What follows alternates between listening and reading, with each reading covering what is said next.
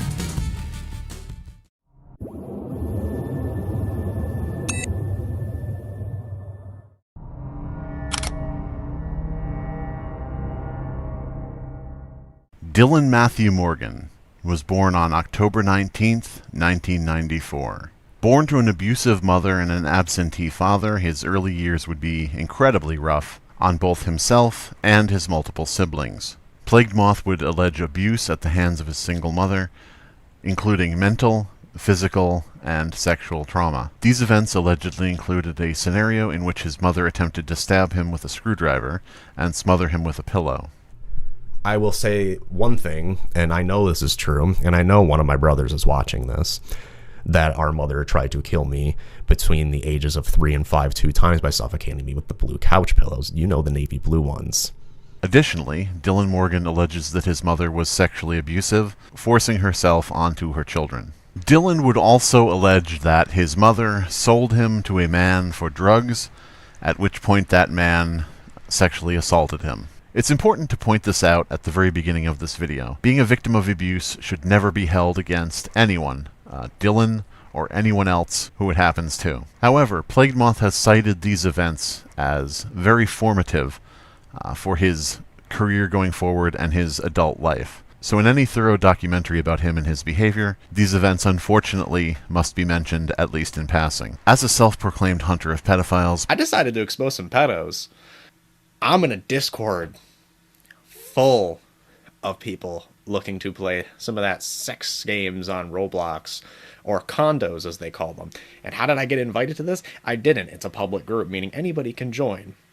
And as you can see on the screen here, I already made an account. I'm going to be a lady, and I'm big bitty goth chick because, you know, everybody likes some big titty goth girls. Plagued Moth has often used his background as an explanation for how and why he so thoroughly detests child abuse and why he would never ever consume child pornography. So while Dillan Morgan has consumed copious amounts of child abuse material, it's legal because it's just child abuse and murder, which sounds disgusting to say. I agree it should be illegal, but it's not. And part of the reason I make these videos is to kind of shine a light on that. Like, why?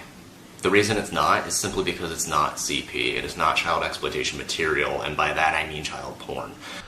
This is the reason he says he draws the line at sexual abuse material involving children. Naturally, outsiders to Dillan's channel and his community have brought up questions such as why he would need a personal background experience in order to not consume child pornography, instead of just not consuming it out of empathy for the victims, or at least in respect of the law. But time and again, these past traumas have been cited as the reason Dillan Morgan does not consume child pornography, a claim that would be proven untrue. It should be noted, for the sake of being thorough, that Dillan Morgan has given conflicting statements about his childhood abuse.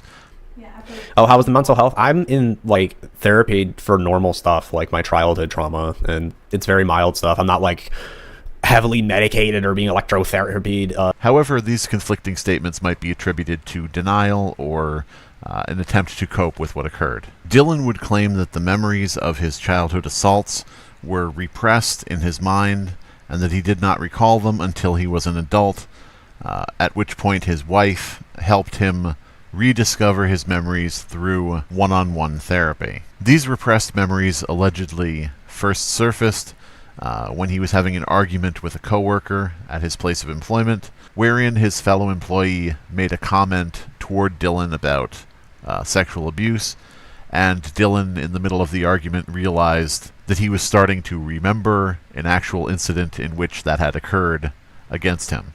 I got a lot of stupid, sick jokes, right? I was working a shitty job. I was in a kitchen, We're talking shit, going back and forth, and this dude talks something about being raped as a kid. He was just making some shitty lowball joke, dropping the soap type shit, you know? We're shooting the shit. Definitely no PC. And I paused and I'm like, actually, bro, you're right. No, that happened to me. And he's like, what the fuck? Like, what? And I'm like, no, you just made me remember something. He apologized, and I'm like, no, we were fucking around. Like, I don't know what this is about, but like, I think I might have been raped. And I guess it was a double whammy, because it made that dude go like, you could tell at that point, for the first time in a long time, he fell back. He was like, oh. So with the assistance of his wife Andrea, a self-described psychic who is also a enthusiast of yoga, crystals, and tarot. I've been feeling this way all day, which tells me either someone is curious about what my process is, or they're wanting to kind of see if what I do is similar to what they do, or if I'm not sure. I just know that something keeps telling me, show your process, or just I get this urge. It's not. I just have an urge to share with you how I get started on my readings. Using hypnotism, Dillan was able to unlock these repressed memories of his mother, who he had recently had an argument with over the raising of their children. This, however, would cause additional problems for Dillan as people began to question his story and began to look up old posts of his with various conflicting statements. Dillan has in the past proclaimed that he is proud of the fact that his audience is full of sex abuse survivors. In a way, I'm glad that's part of the reason, like, in a way, I've attracted so many people who have had issues in their lives. This is the same audience he has propositioned for nudes and donations, so perhaps understandably, multiple onlookers have questioned if Plagued Moth's story was simply a way to ingratiate himself to other victims. However, victim blaming or questioning whether or not someone is a victim at all is something that should be reserved for great evidence to the contrary of those claims. Dillan is also not above exploiting his childhood trauma and using it as a weapon to win arguments. Plagued Moth in the past has made jokes about being pegged by his wife. She totally pegs me. Me or him? Yeah. However, when Plagued Moth used the word pegged in a debate, and this was made into a joke... I am not gonna lie, there's a part of me that would believe that, but I'd peg you more as about 480. He had this reaction. No, I mean, I'm not afraid of sexuality, but that's not my thing, because I know you like to exploit the fact that I was raped because you don't understand what consent is and you love child exploitation. But no, I don't like anal because I was violated, thank you. So please respect my boundary of not talking about how I like to be anally violated, thank you. No one has the right to tell a victim of assault how they should or should not behave. However, using your trauma as a weapon against others can make others question how seriously you take your own claims. In fact, this takes us back to the original point at which Dillan uncovered these memories, during which he was arguing with a coworker, revealed his trauma to said coworker, and caused them to not only stop arguing with him, but to apologize to him. Though his claims are likely valid, Dillan has an established pattern of using his childhood trauma as a weapon to silence criticism from others.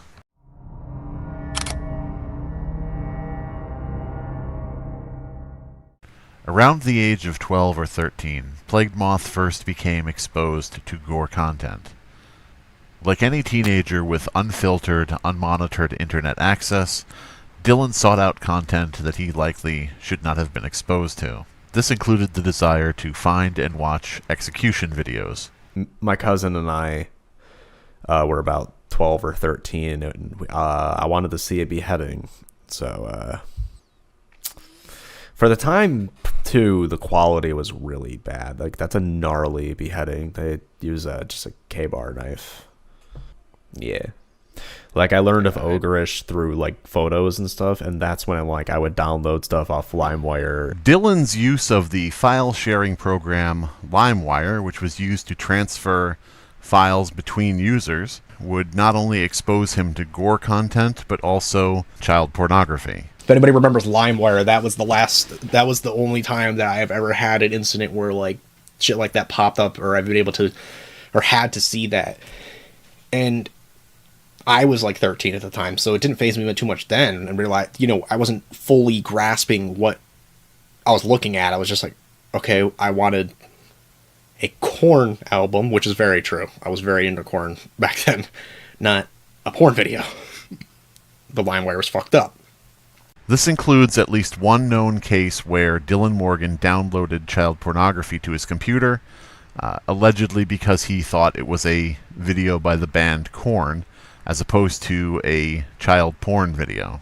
This means that while Plagued Moth was being exposed to gore content at the age of 12 or 13, he was also simultaneously being exposed to child porn content at the age of 12 or 13. And while he developed an addiction and an obsession to gore content, luckily, exposure to pedophilic material did not have the same effect on him, and he apparently did not become addicted to that content as well. Unfortunately, Plagued Moth would continue to talk about LimeWire and the child porn being distributed on that platform, saying that it used his computer to store child pornography content with the intent of sending it to other users. Now, this is a feature that is common in most file-sharing programs. It uses your PC to store files temporarily that are being shipped to other people.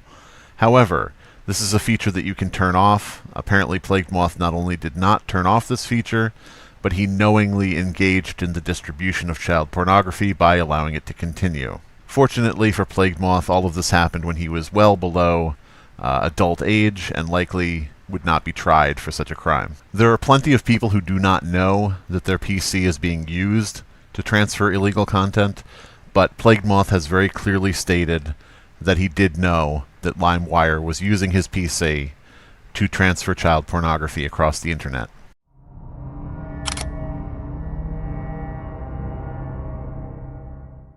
Around the age of 16 years old, Dillan Morgan would enter a relationship with a young woman that he later stated was abusive toward him. He claimed that this girl, who was 1 year older than him, both groomed him and was psychologically manipulative toward him. However, court records would show that this girl filed for a restraining order and was granted said order against Dillan for repeated domestic incidents. Those allegedly close to Dillan at the time state that Dillan was on her lawn with a knife, threatening to stab her if she didn't come out and talk to him. The cause for this incident appears to be a breakup in which Dillan found out that his girlfriend was cheating with a black man. The reason we know this is that court documents show that Dillan Morgan took to Facebook at the time, not only ranting and raving about this girl, but also wishing death upon her and her infant child. Dillan would also go on to call her an N-word lover, which provides further context to what exactly happened. He followed this up by vague posting that he wouldn't feel bad if he murdered another human being. Within the past year, Dillan Morgan paid a fee of several $100s to have this information expunged from his court documents, something that came after he fundraised for an entirely different purpose. Dillan would go on to hand-wave his dropping of the N-bomb by saying that he was much more misogynistic back in the day than he was racist. In retrospect, I mean, I was, in that time period of, like, the Facebook era, I was more misogynistic. I was going through so much because of, like, the fucking chick who groomed me and shit, and abused me. I was very misogynistic, quite publicly. That's something I'm surprised hasn't come up ever, and it's just like, okay. Like, all women are whores! And, you just grow up. No matter whom you believe in this situation, this relationship was definitely troubled and a toxic situation. At some point during the process of the breakup, Dillan would start dating Andrea, his future wife. Andrea Morgan was a 26-year-old woman with 2 children, who he met at their shared workplace, a local Taco Bell. Dillan would eventually be fired and banned from Taco Bell, presumably for the very same threats he was making against his ex-girlfriend and her new boyfriend. Andrea even inserted herself into the drama with her own long-winded rant on Facebook after Dillan was banned from the establishment. By Andrea's own words, she was 26 and Dillan was 17 or younger. Not long after meeting, Dillan would propose to Andrea by the dumpster behind Taco Bell. Guess where I proposed to my wife? By the dumpster at Taco Bell. I had the fucking fire sauce thing that said, "Will you marry me?" but with an actual ring, and she was like...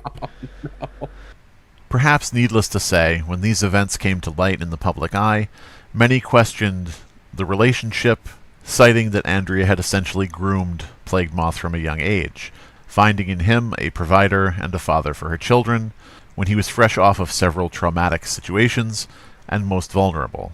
In return, Dillan had apparently found what he had been seeking since childhood, a mother figure. When questioned about the age gap and the legality of their early union, both Dillan and Andrea would go on to lie to people, saying that the people who had an issue with their relationship were mad because he was 18 and she was 26, completely ignoring the fact that she had said he was 17 or younger. My wife groomed me? Because we began dating when I was 18 and she was in her 20s. Now, what I did when I was an adult is none of your fucking business. It's nobody's business. Such attempts to misdirect and change the narrative would become incredibly common for both Dillan and Andrea in recent years. Dillan Morgan's time on Facebook would be incredibly tumultuous, as he would also post literally anti-Semitic sentiments, saying that Semitic religious roots should be destroyed in order to preserve Western civilization. Before moving on, and while we're discussing court actions, it is worth noting that Plagued Moth had a warrant in Florida for grand theft, and this is a warrant that he successfully evaded by leaving the state until the statute of limitations ran out.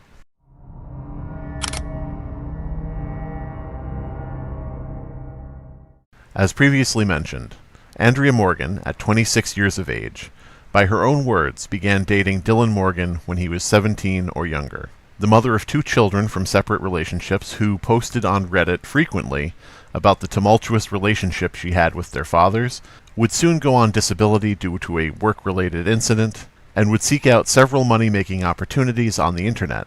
These endeavors included selling tarot readings, photography for hire, knitting, and attempts to jumpstart a YouTube career. However, her most notable attempt at making money online was through scamming Reddit. On several charity subreddits, Andrea would post requesting help with her children and needs around the house, at which point Dillan would pretend to be an unrelated person and try to help promote her request. Dillan would also go to the same subreddits, pretending to not be related to Andrea, and would request money as well. This led to them being banned from several subreddits after they were caught double-dipping. To highlight how unstable the pair were, Andrea would go on to request a tarot reading on Reddit, after which she did not like the result, blamed the tarot reader, and threatened to kill herself. Andrea would also complain about being misdiagnosed as bipolar, while also speaking about how subliminal messages are hidden in all social media to control our minds. Plagued Moth has often stated that he has a deep-seated hatred for Reddit and for Redditors. This most likely originates with him being banned from Reddits for trying to scam charities. As we can see from old Reddit posts, Plagued Moth was every bit the typical Redditor that he accuses others of being. Andrea Morgan also has a history of posts regarding Varg Vikernes, who performed under the band name Burzum, a neo-Nazi performer and convicted murderer who was associated with several church burnings. Burnings which Andrea Morgan fully supported due to extreme anti-religious views. Andrea's apparent attraction to and obsession with Varg may have been a formative factor in her relationship with Plagued Moth, who has not only made attempts to take on Varg's appearance, but also to interview and talk with him, and to purchase and promote this neo-Nazi's merchandise, as well as wishlisting it on Amazon. If we go back to Dillan Morgan's old Facebook page, we also find that he was a fan of other neo-Nazi performers as well, such as Nat Frost. While Andrea's attempts at making money online were failing, including a YouTube career that did not take off, she moved into the position of managing Plagued Moth for his own YouTube career. In a deleted livestream, where Plagued Moth accidentally went live without realizing it, we can see proof that Andrea was indeed managing Plagued Moth and giving him direction on how to run his YouTube career. And then do a voiceover on Stick Microphone. Okay. In addition, any donations made to Plagued Moth were instead redirected to Andrea's PayPal account. All of this brings up the question of how involved Andrea has been in creating the Plagued Moth persona and his content, especially since she has been known to run defense for him and constantly involves herself in any drama he's associated with, going after any of his detractors with incredible amounts of venom and toxicity. This obsessive, repeated behavior would of course get Andrea and her husband banned several times from several platforms. Together, Andrea and Dillan would have 3 additional children, though the parentage of 2 has been under question, since Plagued Moth had previously stated that only one of the children was his, until people realized that 2 more had been born during their marriage. This seemed to imply cheating or an open marriage, so as soon as people began to question the parentage of the 2 additional children, Plagued Moth started saying that 3 of them were his instead of 1. It's interesting to note that while Andrea will catapult herself into any situation involving Plagued Moth, and both Plagued Moth and Andrea bring up their children constantly in these arguments, they still nonetheless blame others for bringing them into it. Both Andrea and Dillan make the attempt to claim that their detractors go after Plagued Moth's family. However, nothing could be further from the truth, as Andrea apparently has a compulsive need to rush to her husband's defense and attack anyone speaking ill of him, even in situations as insignificant as Reddit replies, and whenever they come under any scrutiny, they both bring up their kids, saying that any attack on them is an attack on the money used to provide for their children. Not just talking mean words. I'm talking you make statements like basically my, medically dependent daughter can basically fucking kick it because we're death dealers. Like, fuck you, dude. You're very aware that I this is how I provide for my family. I have children. I have things here. Fortunately, the attempt to use their children as human shields to block any sort of criticism has so far been ineffectual.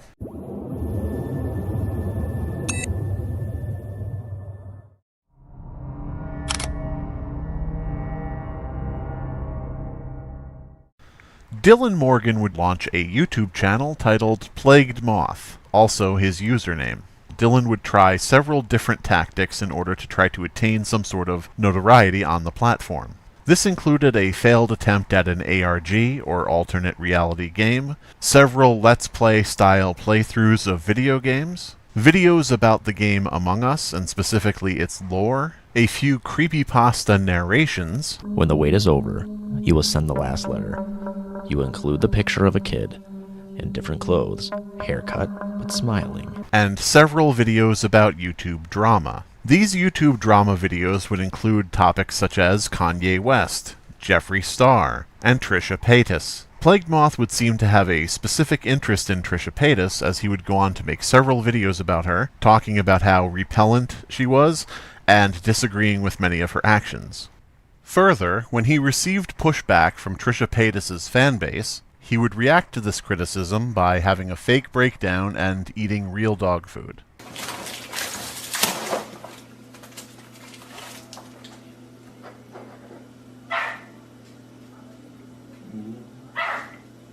I'm so sorry.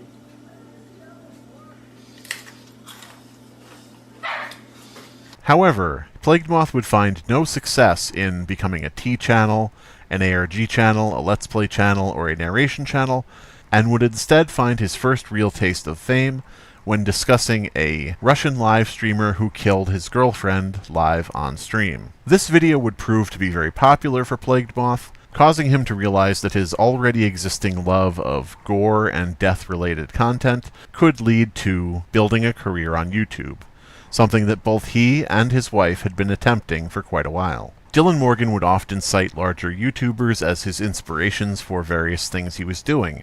For example, Corpse Husband playing Among Us was his reason for joining in on that community and making Among Us videos. So when he moved into darker topics like the dark web and gore videos, he began to speak of other YouTubers as his inspiration, namely Wendigoon and Mudahar of Some Ordinary Gamers. Whether or not these people were actually formative for him is unclear, as he would go on to try to clout chase them and try to get collaborations with them in order to grow his channel. It's entirely possible that these content creators had little to no effect on his actual actions, and he was simply adapting his story of inspiration to new people who might give him the time of day. While Plagued Moth experienced nothing but embarrassment in trying to contact Mudahar, a person who did not respond to Plagued Moth and whose fans told him to back off in no uncertain terms, Plagued Moth would hit pay dirt in Wendigoon, apparently convincing him to do a collaboration video on the subject of a dark web mixtape. A mixtape being a collection of clips of death, murder,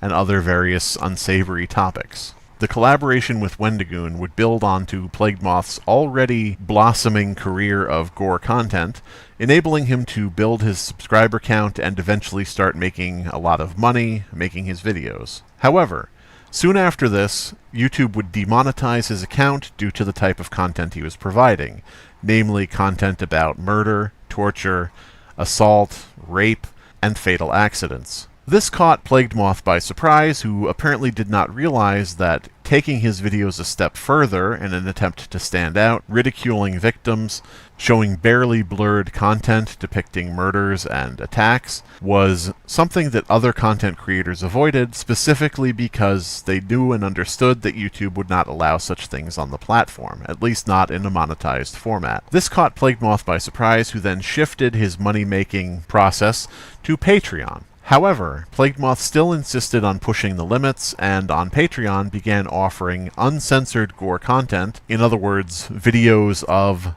murders, accidents, assaults, including those against children, on his actual Patreon account. I'm just going to go for Patreon right now. If you become a patron of Plague Bearer, you can get into the Discord.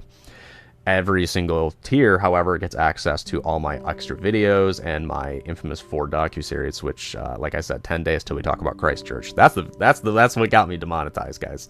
So you know it's going to be good. But, oh yes, I also started experimenting with showing a censored version of like a reaction as well as like commentary, and then showing uncut. So yes, I'm actually uploading Putrid Sex Object. Not just that, but me live reacting and commentating over it.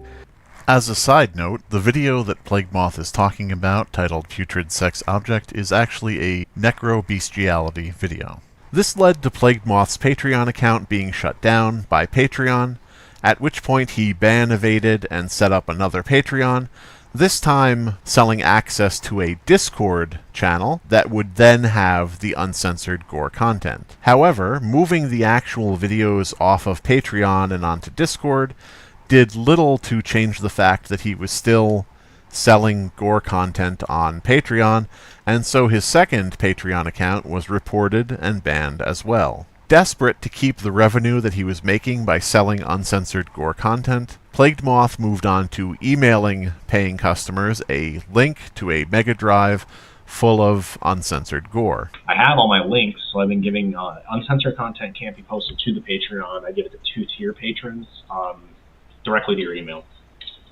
If there's one thing to be said about Dillan Morgan, it's that he never gives up, even in cases where pretty much everyone agrees that he probably should have given up immediately. As of this recording, Plagued Moth has moved to Ko-fi and is offering uncensored gore content yet again to people who donate to him. Up until recently, this was accomplished with a Dropbox link, but unfortunately for Plagued Moth, the link to his Dropbox was leaked and made public for pretty much everyone to view, removing any need to pay him for the content.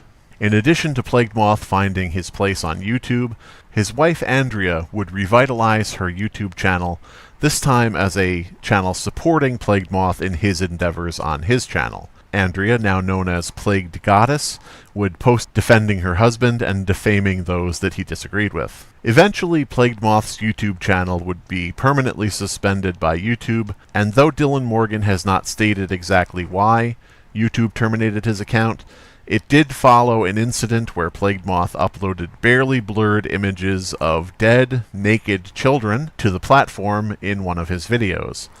It should be noted that these photos were blurred by Plagued Moth, meaning that he, on his hard drive, had saved photos of dead, naked children that were uncensored.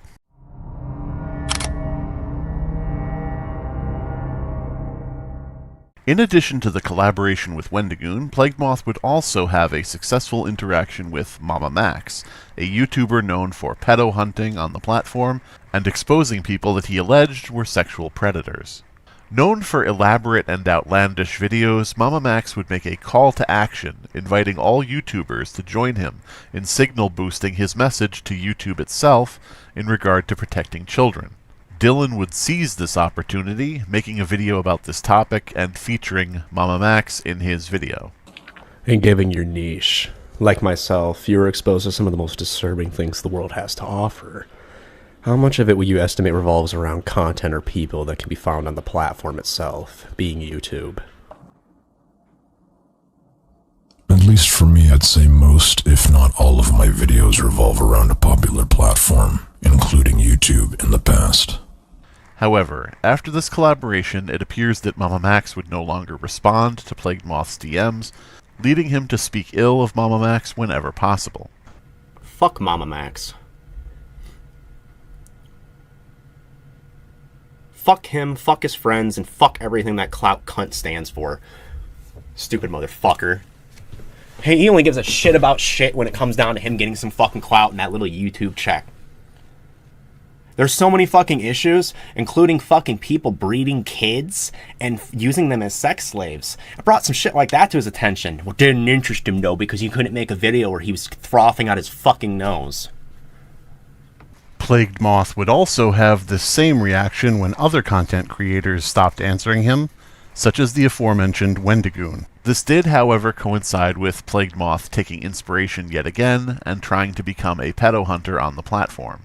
It quickly became clear that Plagued Moth did not understand the process of pedo hunting when he created a Roblox account pretending to be a 13-year-old girl.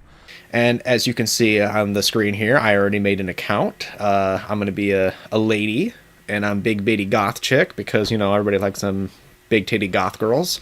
And then took that opportunity to simply follow children around on Roblox, waiting for them to engage in sexual roleplay. Fuck it, we're all going in, I guess.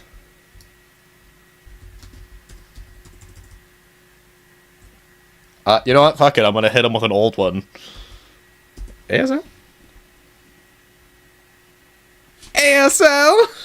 Can I get out? I kind of feel like I'm just gonna sit here. You know what? Fuck it, we're going all out here. Just gonna follow.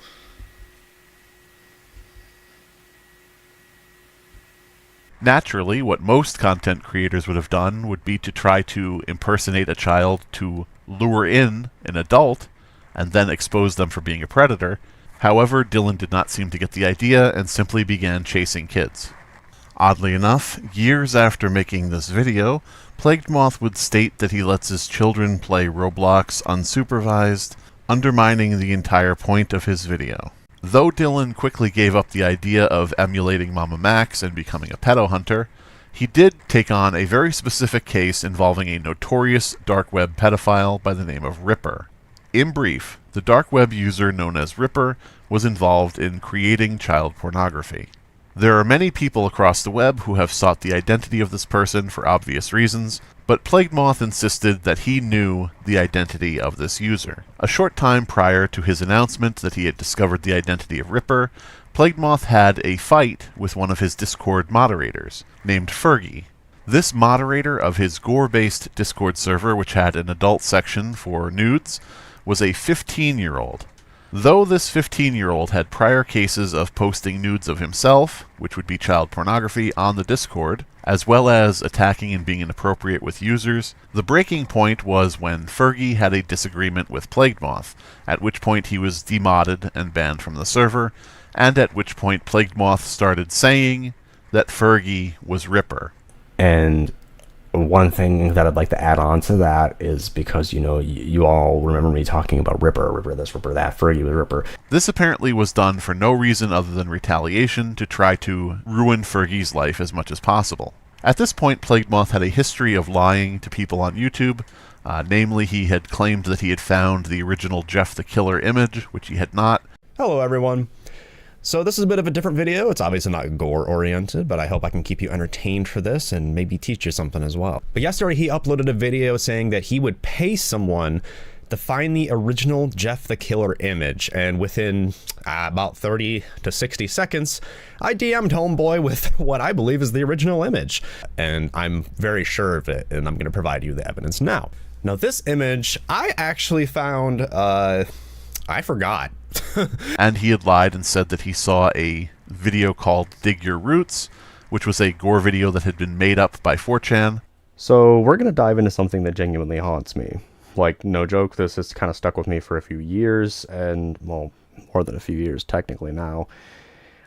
It puzzles me and haunts me. Let's talk about possibly one of the worst pieces of gore lost media to ever exist. Dig Your Roots. However, one thing is for sure, I can verify that I have seen Dig Your Roots, and it still haunts me as far as disturbing media goes. The only information I could really find on it was an old export archive mentioning it briefly. However, it would seem that accusing someone falsely of being a dark web pedophile was also a step he was willing to take. After several years of insisting that his former Discord moderator was indeed Ripper, Plagued Moth would then go back on his statement and say, well, he was a Ripper copycat. Fergie's a Ripper copycat. Ripper itself is actually a group. Ripper is a group very much like Anonymous, but think of it like Anonymous from hell. Naturally, several people found this highly distasteful, in that Plagued Moth was taking an actual criminal that people have been seeking out, and he was further muddying the waters with false information, making it all the more difficult to catch the actual predator.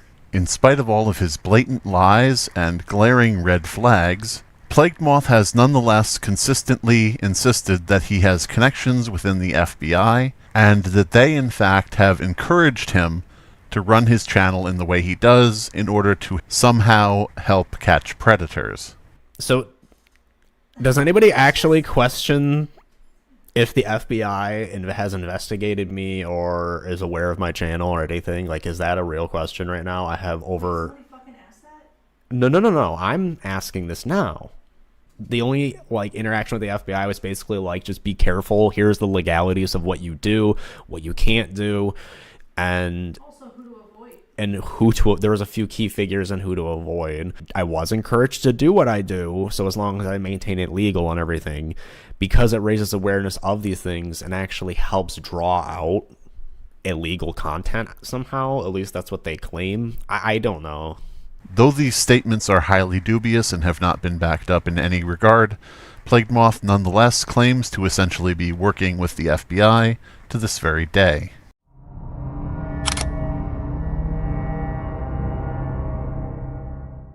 Soon after finding his place as a gore reviewer on YouTube, Plagued Moth would begin courting a child audience. This actually makes sense in Plagued Moth's terms because most adult audience members would be able to find and view gore videos on their own, while younger viewers may be more afraid to seek out the content on their own and required a bit more hand-holding. Dillan's attempt to resonate with a younger audience was readily apparent in his sponsorships, namely Fortnite and Gamer Subs. It's worth noting that neither of these companies approached Dillan to promote their products, and instead these were affiliate codes that he chose to promote on his channel. Plagued Moth would also refuse to age-restrict his videos. When uploading videos to YouTube, content creators have the ability to mark their content as adult content, in other words, content that should not be displayed to children. Plagued Moth refused to age-restrict any of his videos, insisting that they be open to a child audience, creating a scenario where his gore reaction videos would only be restricted if the videos were reported to YouTube for being unmarked adult content. This was also a problem in Plagued Moth's Gore Discord, where children were openly allowed to join, due to it being a 13+ server and not 18+. Not only were children allowed to join Plagued Moth's Discord, they were also given moderator positions. This exposed kids to any number of dangerous activities, such as open threats from random users. When others would complain about the fact Plagued Moth was delivering gore content to children, and in fact seemed to be encouraging children to consume said content, he would answer back in an unapologetic way, saying things such as, "Gore is for the kids." Plagued Moth would also engage in random child-related content every now and again in order to draw in younger viewers, such as a slime-making video, in which Dillan and his wife would attempt to exploit the fad of homemade slime toys in order to familiarize new young viewers with Plagued Moth and drive them to his channel. Plagued Moth plays with guts. Should I title it that? Plagued Moth plays with guts exposed. Oh my god. Plagued Moth grooming slime. Grooming slime. It's worth noting that in this unage-restricted video, in which Andrea and Dillan are both playing with children's toys, they repeatedly make genitalia, as well as explicitly adult comments. Oh no, I choked him out a bit. There you go. You make him a ring neck.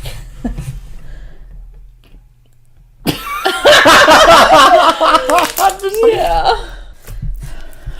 I moved the table again. Just because it's dripping in pink doesn't mean you need to bury your face in it. Calm down. Shh.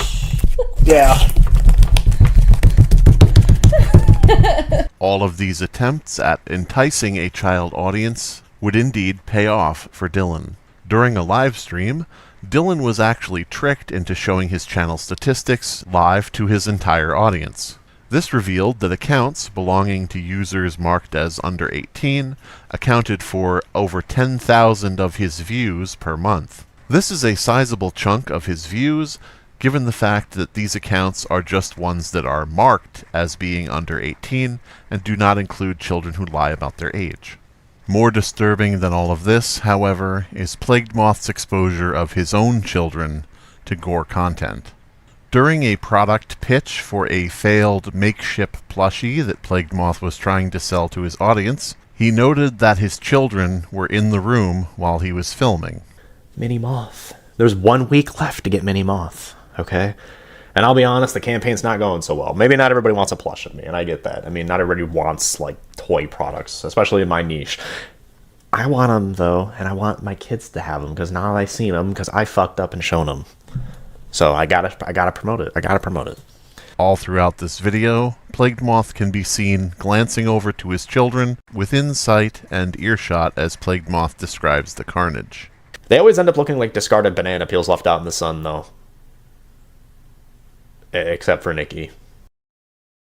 It would not end there, however, as Plagued Moth would accidentally reveal that he allows his children to use his Plagued Moth YouTube account. This means that while they're looking up videos suitable for children, they are also on an 18+ account, which is being recommended Plagued Moth's interests, namely gore videos, cartel executions, and child abuse content. Despite the fact that Dillan and Andrea would very, very often use their children as a weapon in arguments, saying that anyone who spoke ill of them was attacking their family and taking food out of their children's mouths, it would become readily apparent that Plagued Moth did not actually take his children's safety very seriously. After making a tearful video in which he announced that one of his children had diabetes, just an update on my daughter's situation. She's being pulled out of ICU today, but is unfortunately still going to be hospitalized for a while. Plagued Moth would then go on to fundraise, stating that he had no insurance for any of his children, despite making $10,000 a month. We did make a GoFundMe, and it's pinned down below if anybody would like the help, because the cost of everything, including transportation, is going to be immense. Dillan would then go on to publicly make fun of his child's medical condition on multiple occasions. Using your hard-earned money on slime instead of paying for his daughter's insulin. Oh, man. I like to take my child's insulin and inject it into my dick veins. That way I gain all of the pancreatic power. Further adding to Moth's lack of concern over the safety of his children, it would also be discovered that Plagued Moth accidentally leaked his child's name, essentially doxing them. When he was informed about this mistake, instead of trying to remedy the issue, he decided to use it against the person trying to warn him, and further exposed his own daughter's name to the public en masse. This same daughter would also be spoken of by Plagued Moth as being incredibly attractive. And my girls are pretty. My eldest is fucking stunning. She's got the darker skin from her Spanish heritage. It's like Andrea with beautiful Latina features. Like, think about that shit for a minute. After which, Plagued Moth would make a face that can honestly only be described as concerning.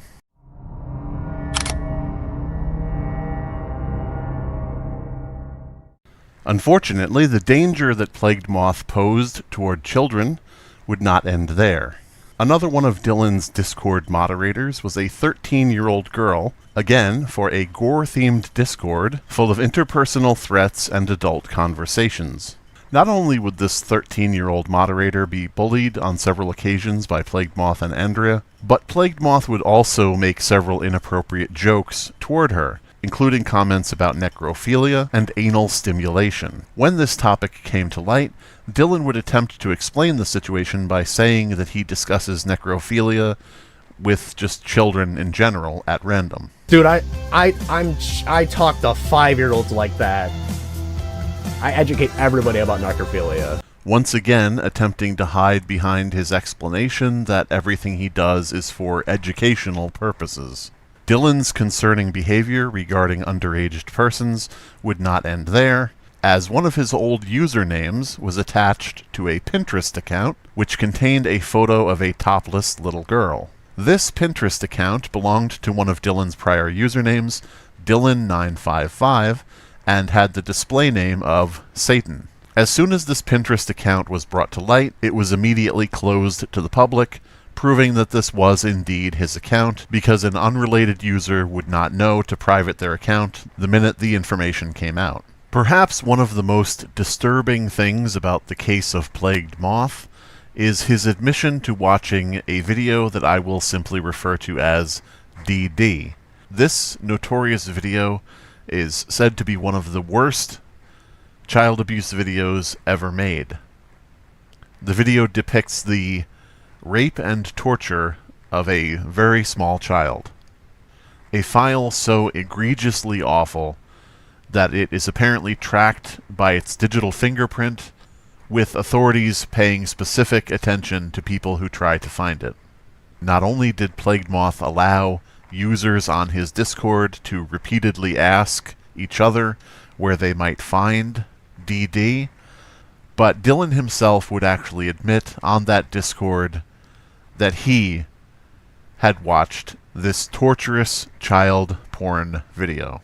Dillan Matthew Morgan would first claim that he saw this video on 4chan, but would later go on to say that he had never seen the video, then changing his story to say that he only saw a brief clip of the video, then changing his story to say that he saw a blurred version of the video, then changing his story to say that he saw a documentary about the video, before changing back to saying that he saw it on 4chan, creating a web of lies so impossible to untangle that it would be fair to assume that his first statement is probably the correct one. While Plagued Moth would claim to never have downloaded the video, just to have watched it on 4chan, legally speaking, if you watch any content, you are downloading it. The data is downloaded via the internet to your device and then played for you. This means that Plagued Moth openly admitted to downloading one of the absolute worst child porn videos known to humanity. And though he said that this was done by accident, that excuse would become one that he would use again and again to explain away many other such cases. It's worth noting that Plagued Moth made what he calls a mini-documentary about the DD video, and while there is no evidence that he watched DD in order to prepare for this documentary, the fact remains that when it was released, he marked the torture and child rape video as kink material. In fact, Dillan would be so obsessed with the DD video that he would feature its creator, a pedophile by the name of Peter Scully, in his intro to his videos. Say, that hurts a little bit. You don't like to be hurt, do you? Oh, I don't know. Kind of fun sometimes. God doesn't like me enough to let me die, so I'll try my blood pressure sky fucking high. Palpitations will increase. My anxiety is my masterpiece, broken down and chilled to the bone. Hopeless, worthless, all alone. Gonna pop tramadol and stay awake.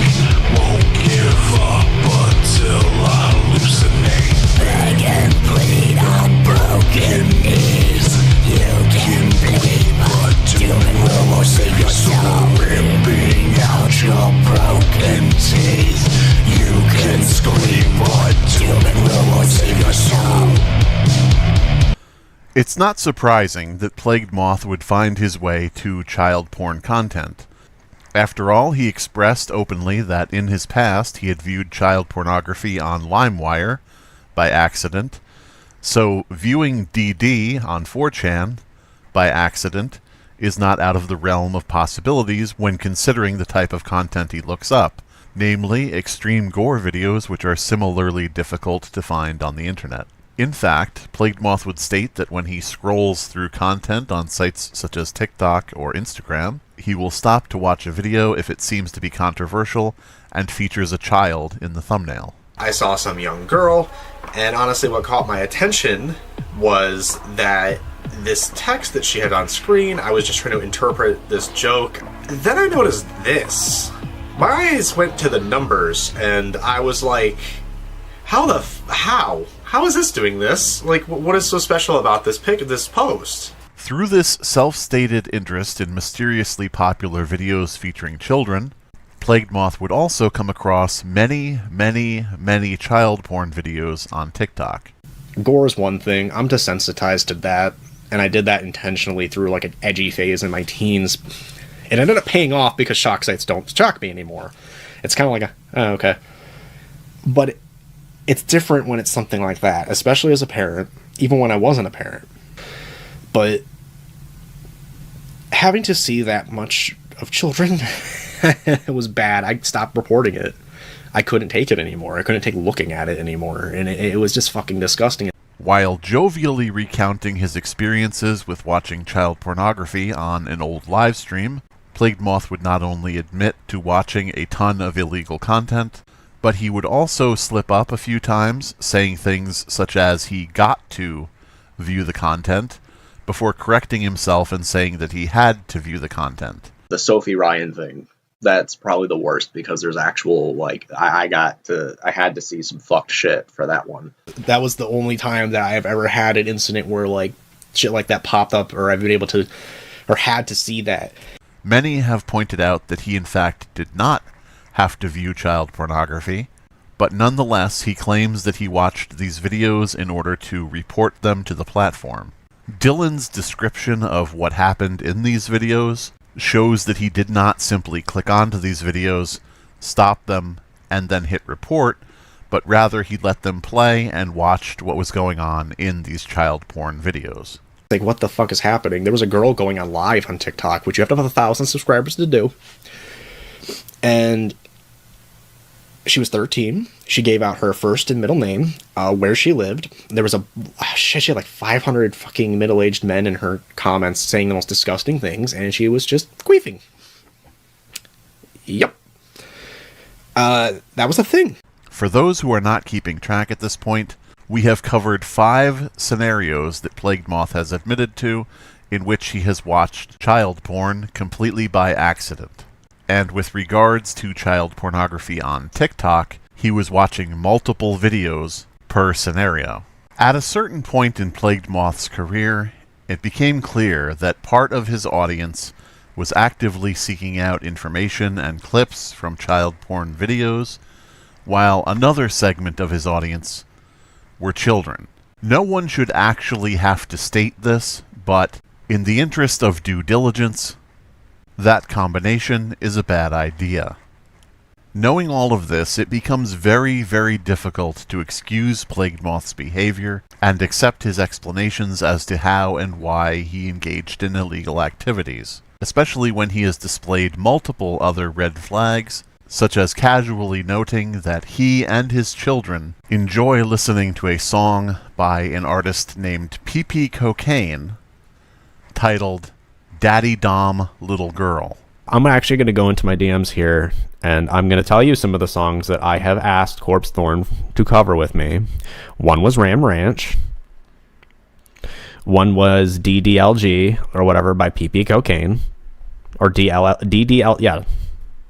I know he's uncomfy by that, but it could make for some good black metal. Which is the name of a fetish for roleplay between two adults, in which one pretends to be a child.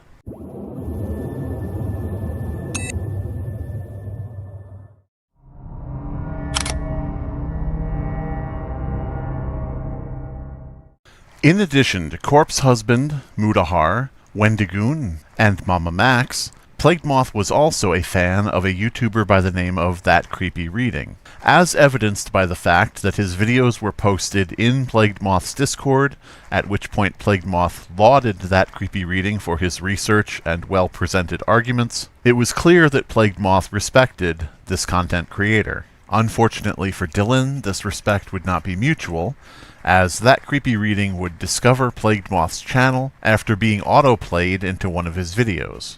The video in question was One Girl, 99 Stomps, Counting with Moth, a video in which Plagued Moth reacted to barely blurred security footage of an underage girl being stomped repeatedly by a mugger. During this video, Moth would begin counting the stomps, at which point he said he didn't care if it offended people, and if his viewers didn't like it, quote, fuck you. And I'm going to do something more messed up. I'm going to count how many stomps actually happened because I'm curious. You can judge me all you want. You kindly don't care at this point. Curious about Plagued Moth's channel and exactly how far he was going with his content, That Creepy Reading would look further into exactly who Dillan was and what he was offering to the public. This would lead him to Plagued Moth's Patreon page, which of course offered the sale of uncensored gore material. In order to further research this, That Creepy Reading would actually pay into Plagued Moth's Discord and gain access to the material to confirm that he was indeed selling these videos. During this process, That Creepy Reading was not asked for any ID, meaning that Plagued Moth's content, which was available to paying customers, was not age-gated, and there was no barrier preventing children from accessing the content as long as they paid him. If you're in the Discord and you haven't gotten the uncensored list yet, you can ask a mod and they will have it. But you'll have to show that you're a tier 2 patron. This would lead to That Creepy Reading reporting Plagued Moth's account to Patreon, at which point it was shut down for selling material that is prohibited on the platform. Perhaps obviously, Plagued Moth had no idea why he had been banned from Patreon, so he immediately decided to tell his audience that Kiwi Farms had mass flagged his Patreon falsely because of his LGBT identity. But I brought up the mass reporting on my content from 2 sources that I know of, and one of them is Kiwi Farms, because they don't like the fact that I'm gender fluid, and they've been attacking my identity and my family ever since, trying to further dox me, harass me, get my Patreon taken down, citing, that I'm a troon. The strange thing in this case is that Plagued Moth had previously expressed that he had no problems with Kiwi Farms. I ain't hating on Kiwi Farms. They're doing whatever the fuck they're doing, and if they're capturing or like outing a pedo, that's on them. I know they don't like me over there, I hear. I don't really give a shit. I don't blame them. I'm a soy boy, remember? Though now he was stating that they were after him at a time when other content creators were having very high-profile problems with the site. Plagued Moth would also go on to blame Ripper for taking his Patreon down, citing that Ripper was mad because Plagued Moth had exposed him as his 15-year-old moderator, Fergie, but as we have covered, that was not true. And of course I have retaliation from Ripper, aka Fergie, right after outing him. In order to set the record straight and bring some truth to these events, that creepy reading would publicly admit to being the one who reported Plagued Moth's Patreon and got it banned. So I paid $5, checked to see if there was any age verification, and took screenshots before reporting what I found to Patreon. Within a 3-day window of my report going through, they chose to shut down his page. This, of course, infuriated Dillan, who had just made yet another false public statement and was now proven to be lying yet again. During the ensuing altercation, Plagued Moth's fans would suggest that he get help from an outside source, someone known for taking up causes, finding the facts, and ultimately exposing wrongdoers. Plagued Moth's fans would in fact recommend that he contact someone with an infamous reputation of holding people to account.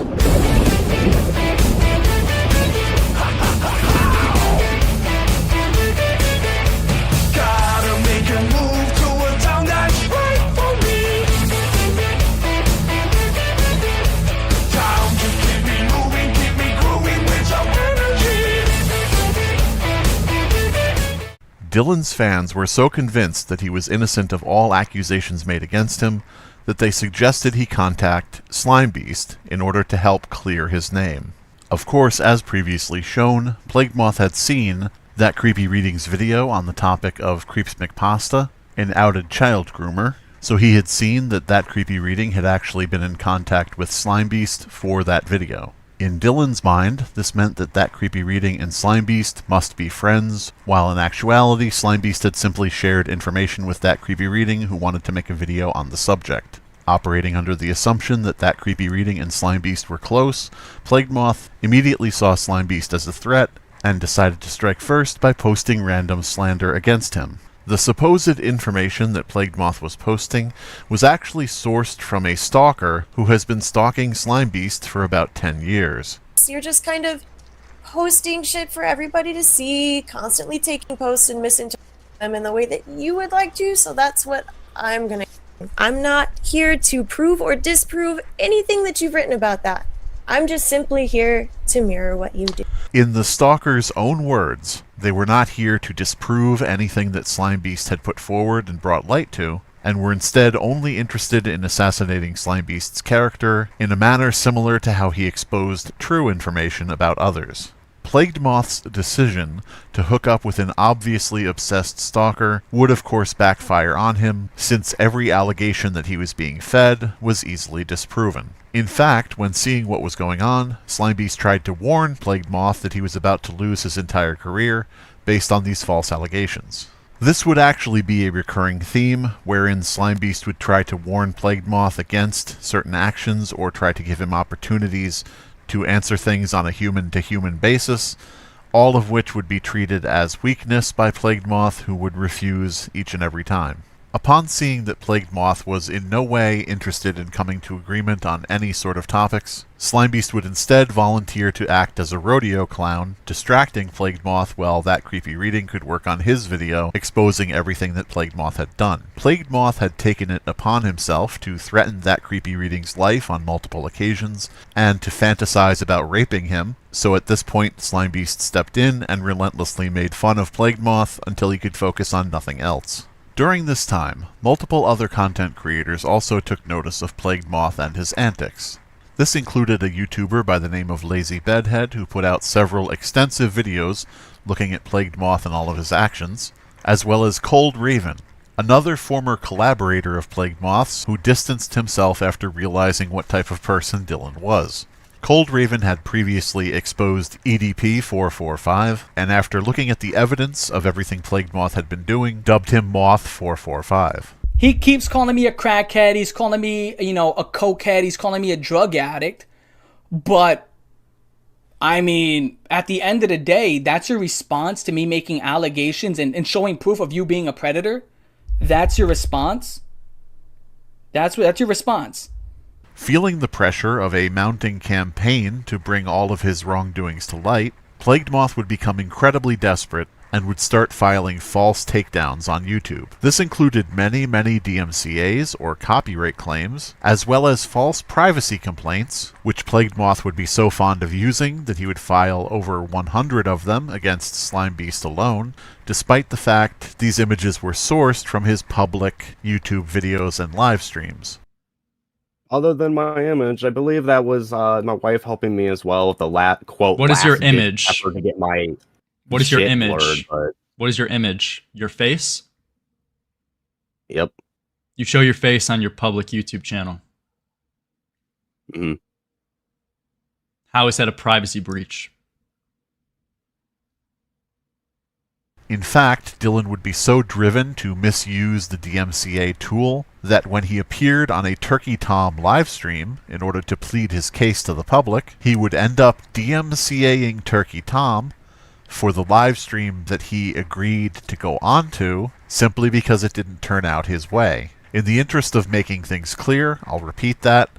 Plagued Moth went on Turkey Tom's live stream thinking that he was going to be exonerated, and when he wasn't exonerated, he filed a DMCA against the live stream that he agreed to appear on, claiming that it was misusing his content. It's also worth noting that before this live stream even ended, Plagued Moth was making the false claim that people were driving by his house and harassing him. At this point, no one was even aware of where he lived. As tensions mounted and the case around Dillan became more and more convoluted, a good number of drama YouTubers decided to stay out of the disagreement, believing that both sides of the argument were just as bad as the other. This simplistic view would not be shared by one content creator, who stepped forward and offered Plagued Moth an interview that would spin out of control like nothing else seen on YouTube before or since. A new and upcoming YouTuber by the name of Lyrics had just recently made a name for himself by taking the aforementioned Mama Max to task for certain actions that he had committed. Riding high on a wave of popularity, Lyrics decided to take on yet another controversial YouTube figure in Plagued Moth. However, Lyrics approached the situation in a cagey manner, ensuring that he entered the issue unbiased, first hearing from Plagued Moth's detractors, and then interviewing the man himself. Though Plagued Moth had just been through a similar incident with Turkey Tom, he nonetheless trusted that he would be able to get Lyrics on his side and come out of this stream vindicated. Unfortunately for Dillan, Lyrics turned out to be a dogged interviewer who pinned him down on many subjects throughout the interview. This included all of the false copyright strikes and privacy complaints that Plagued Moth had filed. By the end of the interview, both Plagued Moth and his wife Andrea were in the call, desperately trying to explain why they had filed so much fraudulent paperwork.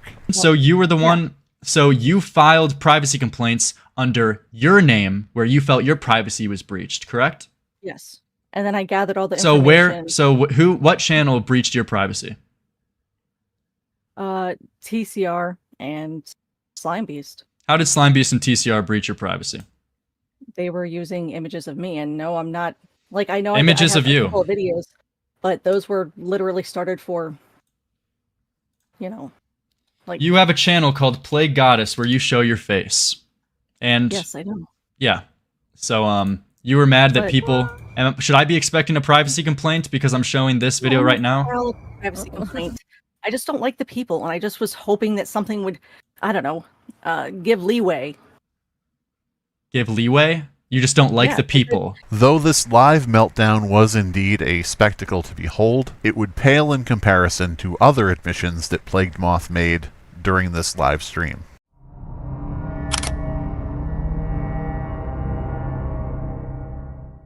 Faced with multiple very capable researchers digging deep into their history of fraud, grooming, and abuse, both Plague Moth and Andrea would explode into an outlandish litany of accusations that beggared belief. To no one's surprise, most of these accusations were leveled against Slimebeast, the smallest creator spreading awareness about their actions. I need your help with something, and it involves the safety of multiple animals and an elderly woman. Okay, so I need you to listen up.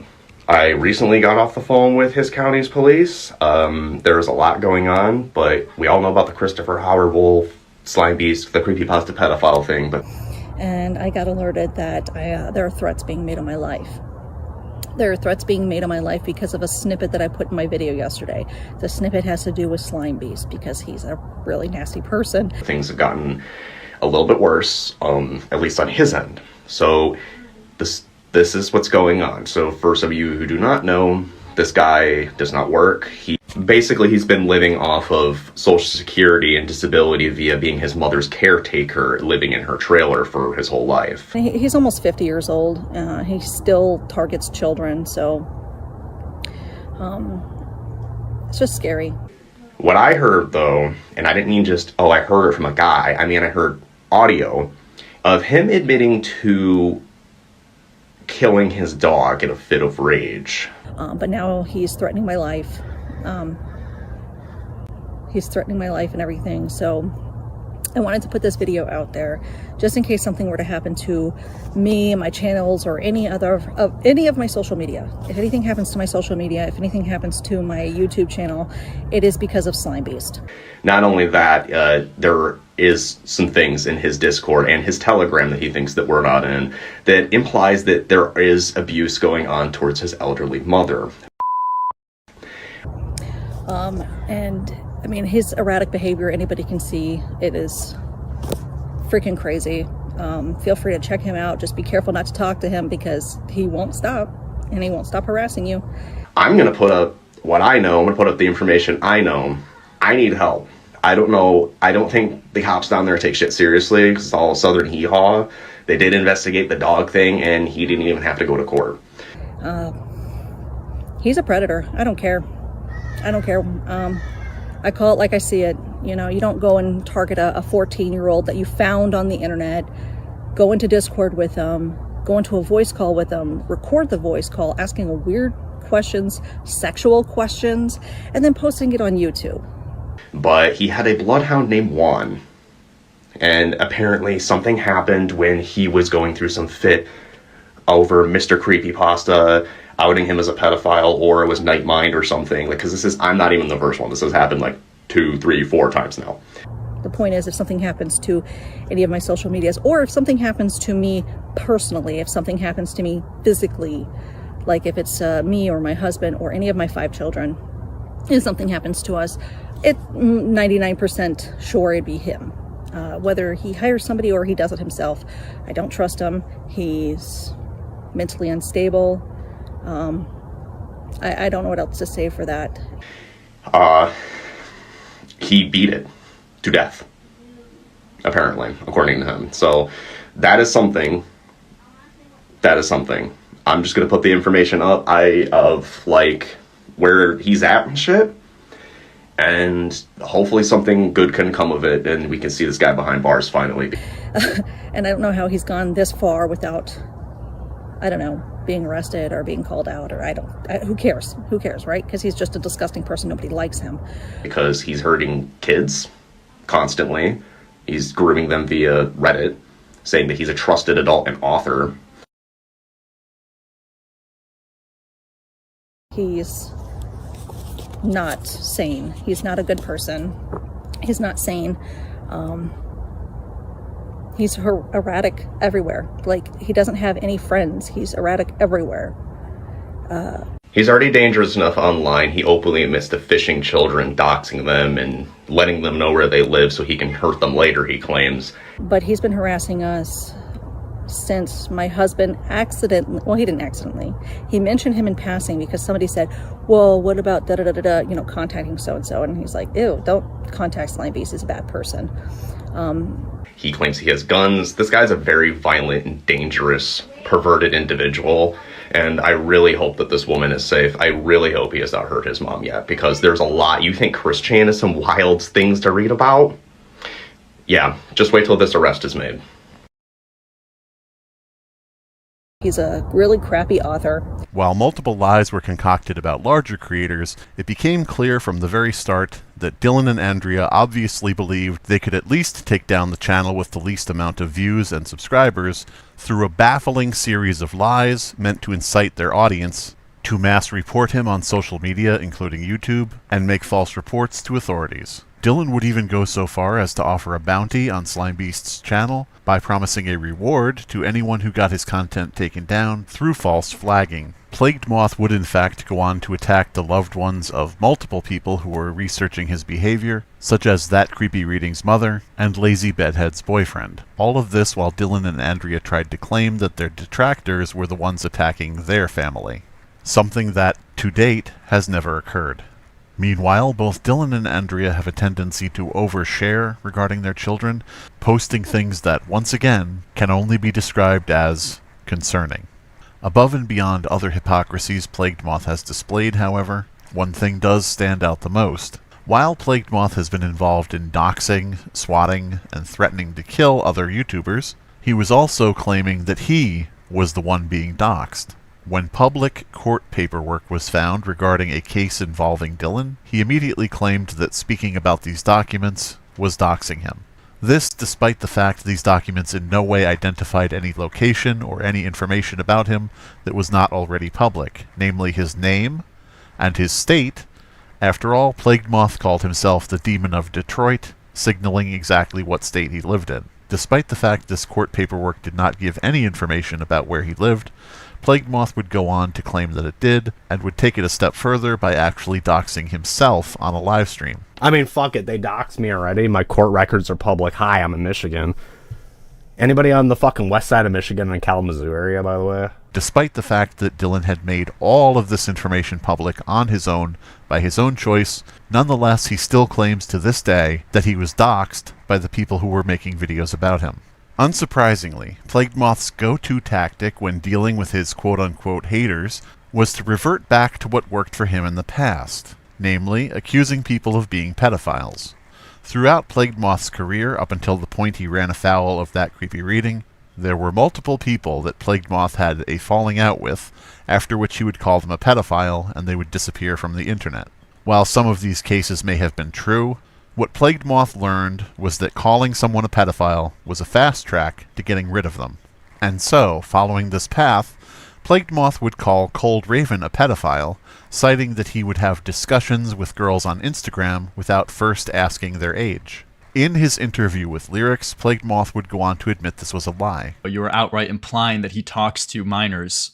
Implying that he talks to minors because he doesn't age check them on Instagram or Discord. Like, do you want to pull up the video? If you take that as an implication of that, that's, I guess, what it is then.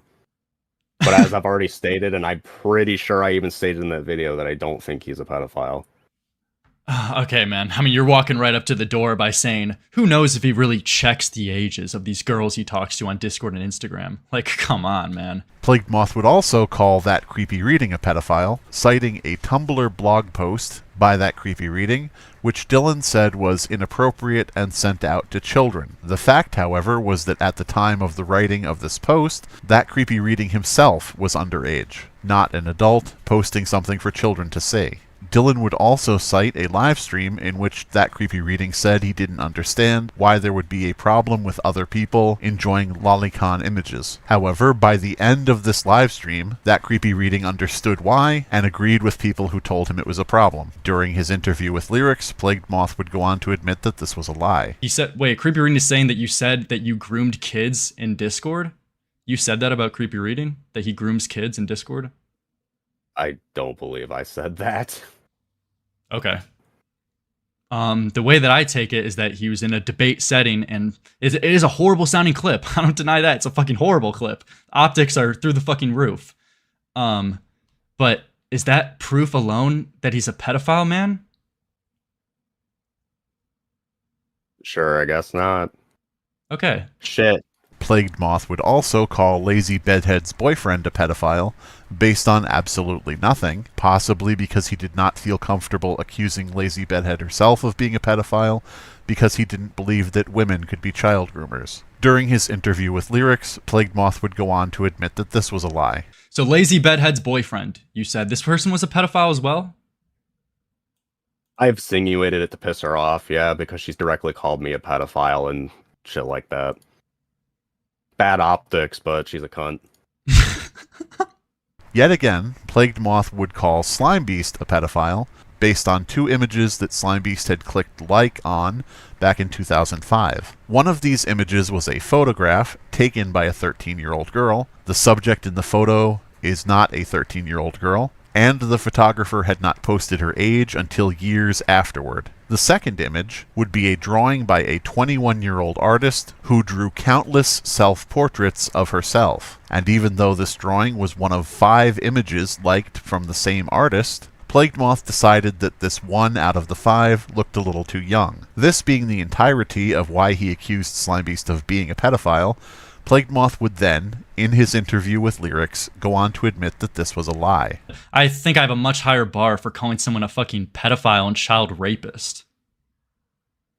I mean, yeah, the child rapist thing was me being a dick, but fucking pedophile, yeah. You were being a dick when you called someone else a child rapist? Is that something you just do? Sure, then. So you retract that he's a That's pedophile? not pedophilia. So you retract all statements saying that Slimebeast is a pedophile? After being pushed into a corner by Lyrics and being forced to admit not only to a ton of false DMCAs and privacy strikes, but also false accusations of pedophilia, Plagued Moth would then end the stream by also accusing Lyrics of being a pedophile. Once again, because the stream did not go the way he wanted. The problem is I'm having is it just seems like a pattern with you. Is that people call you out and your instant response is just to accuse them of being a pedophile. Just to credit what they're saying against you. It's just a defense to call them a pedophile to try to discredit their claims against you. It seems to be what they're trying to say, but it's what I'm saying directly to you in this conversation by going over all of the accusations you've made of calling people pedophiles with limited to basically no proof. Hey, Lyrics. What's up? Why is a YouTuber named Mr. Sen sending me stuff of you having 1,000 lolly pictures? And I'm not trying to say anything, but what the fuck is that? Is that why you're so lenient on the lolicon pedophilia discussion by chance? So now you're gonna call me a pedophile? That's really your new approach? Man, you're I'm making yourself look really good right now, man. Well, good talking to you. I'm very interested in that. Are you now? So that's your new approach. So, I mean, just backing up my claim I just made about you, that every time someone calls you out and anyone has the slightest critique of you, you just label them a pedophile. No, Thank you for proving my point live on air. Of course, despite the fact Plagued Moth admitted that his allegations of pedophilia were incorrect, he would nonetheless continue to make those allegations even after admitting that they weren't true. Dillan and Andrea's propensity to call anyone they disagreed with a pedophile also served a second, incredibly insidious purpose. By framing every person they didn't like as a pedo, they opened up the door to make death threats, citing the fact that pedophiles should not be allowed to live. So by creating this false narrative, they also gave themselves free rein to make violent threats against others. When you have to type on your own accord on your own Wikipedia world-renowned author, you know, Breaking Bad pretty much gave instructions for Ryson. So, not TCR at MomoCon trying to tell all the people that I'm trying to kill him again because I tweeted out that I'm coming to get him with an Undertaker gif. If I wanted to get him, I'd get him. I'm actually not far from him. It's a drive, but it would be a funny one. I would love to give the boy a stern talking to. And especially since he likes, you know, to beat off the kids, I'm pretty sure that nobody would disagree. He better hope that he don't see me, actually. for the things he's said about my children, the things he's done, and the people he's victimized, for his sake, he should stay away. Pedophilia is bad. That creepy reading. He's going down.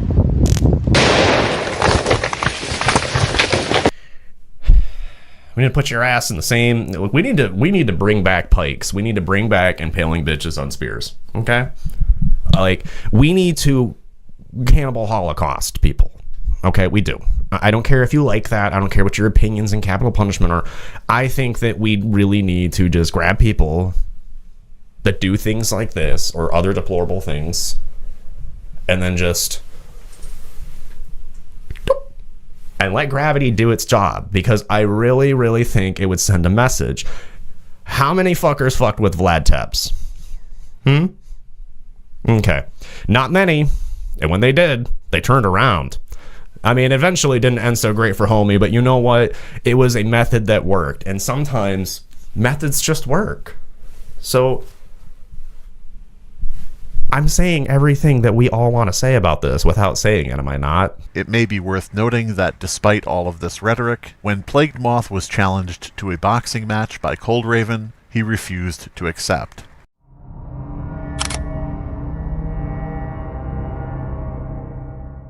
Throughout his career on YouTube, Plagued Moth had done his best to form his audience, made up of gore fans, children, and pedophiles, into an actual cult. Though it may seem outlandish, Plagued Moth himself referred to his fanbase as the Hive Mind cult on his own social media. Further lending to the idea that this was not merely a joke, Plagued Moth had discussed on multiple occasions the idea of moving to a commune with some of his fans and living off of the earth. Yeah, we're gonna start the Moth commune. It'll be the whisper of moths. Or the eclipse. I don't know. Must be a statue of me. And yeah, as above, so below. We're gonna do the cool guy way.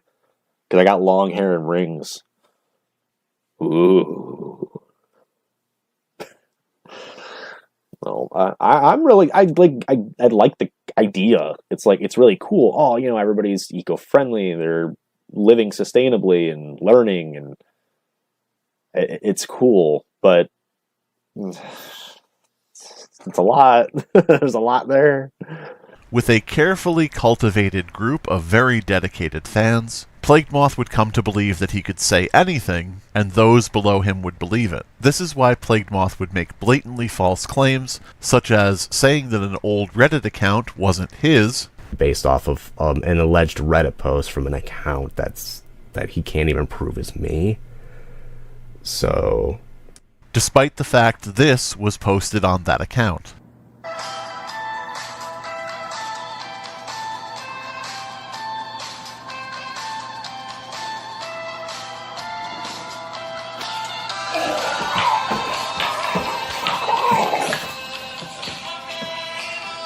I always got talent.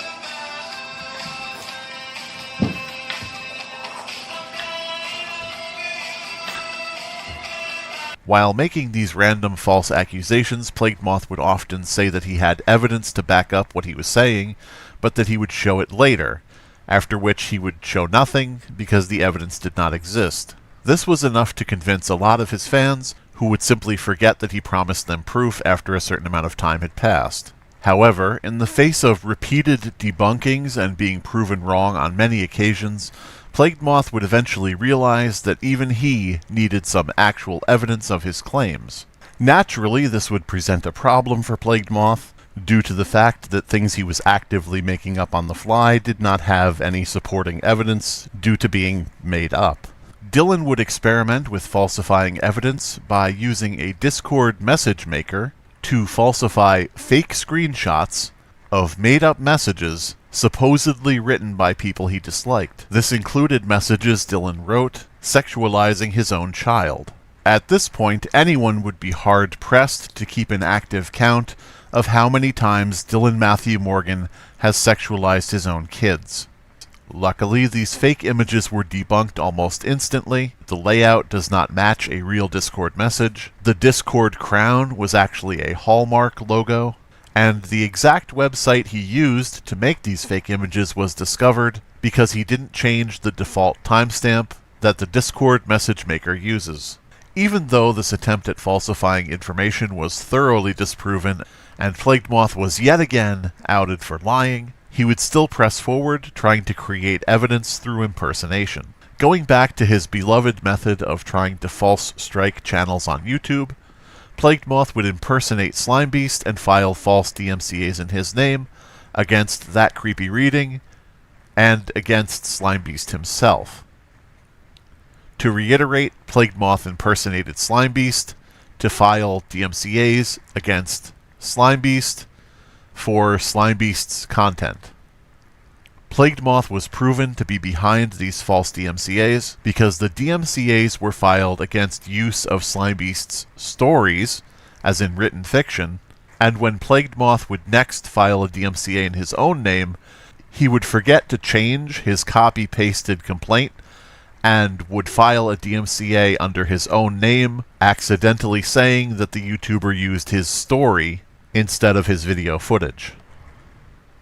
It would appear that no one was better at outing Plagued Moth for his crimes than Plagued Moth himself.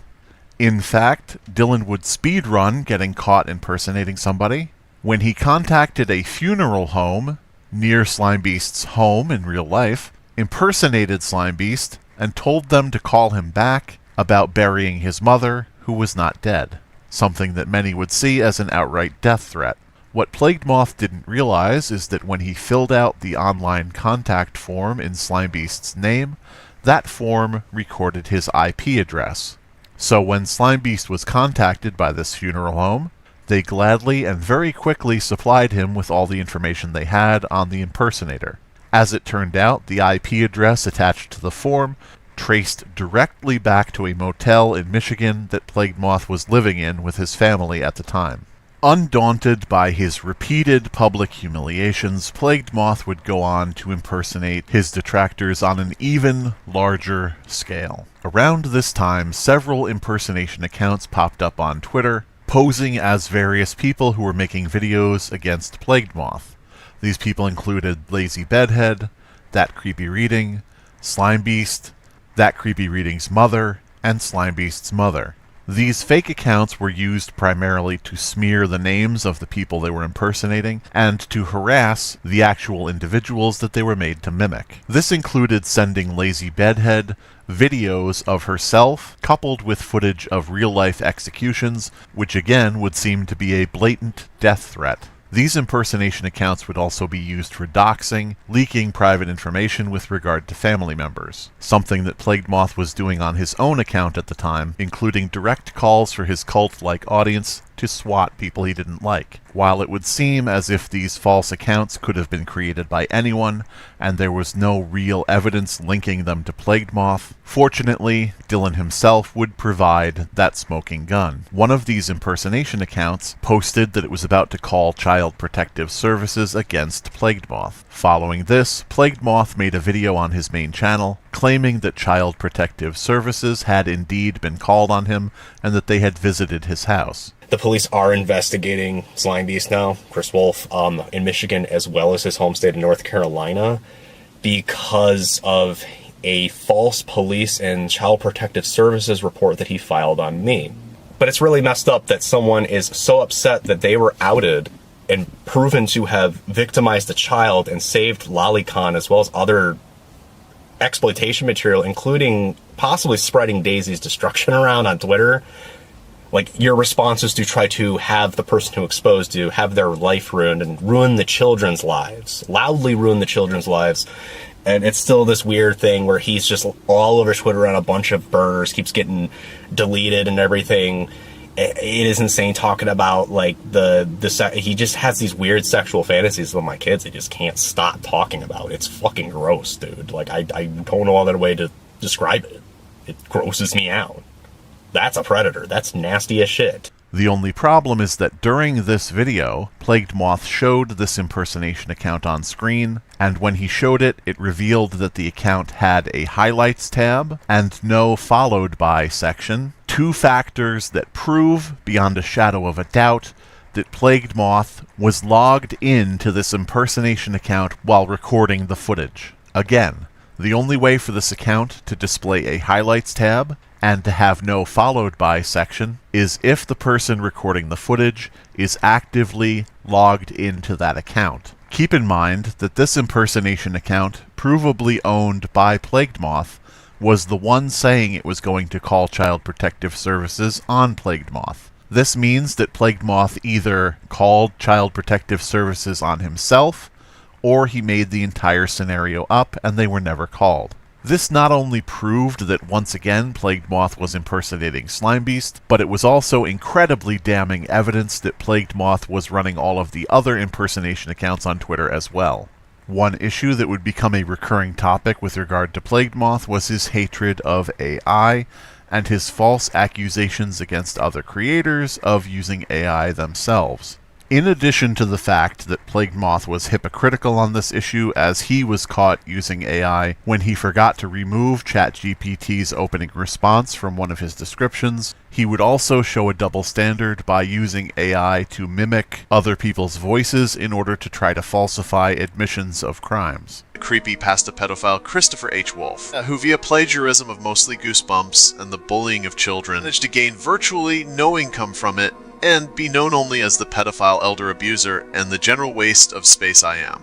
Dillan would be so two-faced on this issue that when Cold Raven released a call that Plagued Moth had placed to him on Discord, I want you to know that I really enjoyed watching you squirm on that stream and scramble with your bullshit and even backpedaling, using the same word-for-word shit that proved you were a liar as if you weren't. I hope you enjoy your day. I hope you sleep well, because honestly, you really fucked up. And the fact that you actually are working with pedophiles because you have the jealous capacity of a teenage jealous girlfriend, that's pretty fucking sad. But anyway, enjoy your e-girls, buddy. Enjoy being Cuck Raven or Mama Raven, whatever you've become, and I'll enjoy my entire personality being on your channel, because I guarantee you're going to respond, won't you? Moth would go on to falsely claim that this call was made with AI, even though he was the only one using it to falsify people's voices. Perhaps most insane of all, Plagued Moth would even go on to accuse Slimebeast of having an AI-generated beard. I don't know, but I'm waiting for a face reveal from you that doesn't have AI over it. You in that video with your fucking beard that's AI. But anyway, here, what does this mean? Why did you post this? An AI-generated beard. By far, Plagued Moth's most favorite instance of impersonating Slimebeast was when he held a live stream wherein Slimebeast called in and began questioning him about his behavior. During this stream, an impersonation account would show up in the chat using the name and avatar of Slimebeast. This impersonation account would then go on to quote-unquote admit to clicking like on a front page featured photograph of a fully clothed woman incorrectly posting her age as 13. Signs that this was not Slimebeast's actual account were readily apparent when this post was made directly after Slimebeast had actually posted a real statement. With several hundred viewers spamming the chat, it was a statistical improbability for 2 lines from the same person to come up back to back.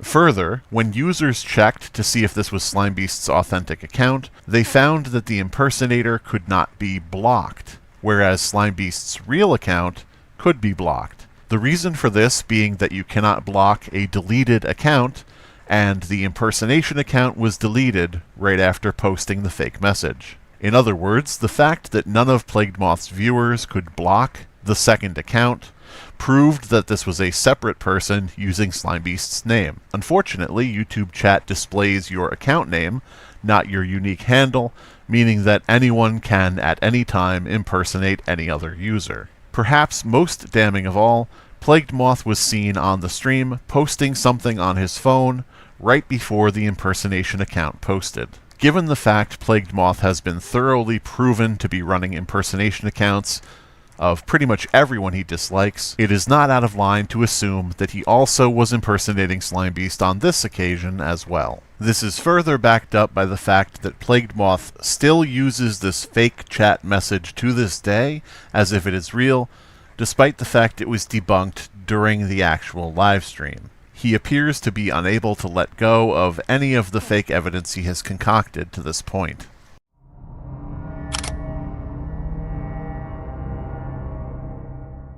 Eventually, Plagued Moth's outlandish antics became such an insane spectacle that the big boys of YouTube started taking notice. Videos exposing both his misdeeds and his actual crimes began to hit YouTube from high-traffic creators such as Lanza, Oompaville, and Hannah the Horrible. Even Turkey Tom would go on to make a main channel video about Dillan, despite the risk of a second false privacy complaint. In his effort to destroy others, Plagued Moth had actually brought together an incredibly diverse group of content creators, ranging from those called alphabet zoomers to those accused of being part of an alt-right pipeline. It seemed that Dillan's greatest hidden talent was uniting incredibly divided people against him. Seeing the writing on the wall, and knowing that he had failed to stay under the radar while persecuting other creators, Plagued Moth would have a series of live streams on which he would get drunk, crash out, and break down entirely. My daughter's about to be home, though, my eldest. I'm about to greet her at the door, and I'm about to head off for the night after work. I gotta let you go. But I really appreciate you showing up. Wednesday. Let's schedule about 30 minutes just to chit-chat like, you know, us doing right now, and then we'll get into character. I'm going to be doing Sylvester Stallone plays Elden Ring, and it's like, if you don't know about Sylvester Stallone or my impression so far, it's goofy enough to work.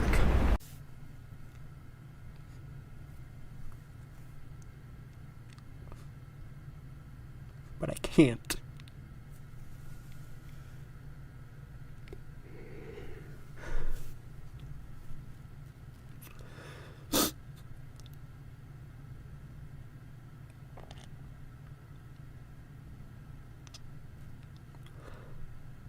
He would also go on to post troubling videos of himself standing in the woods and mumbling incoherently. Bouncing with crazy style, like crazy frog. Bing bing bong, bing bing bong.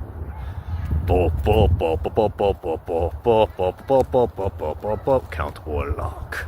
This would make it appear that Plagued Moth was indeed at his lowest point, about to have everything taken away from him due to the light being shown on his actions. Plagued Moth would go on to say that he was fired, and while the actual reason for his termination is unknown, he would go on to once again try to incite his fan base against Slimebeast by claiming that Slimebeast called his workplace hundreds of times every day until Plagued Moth was fired.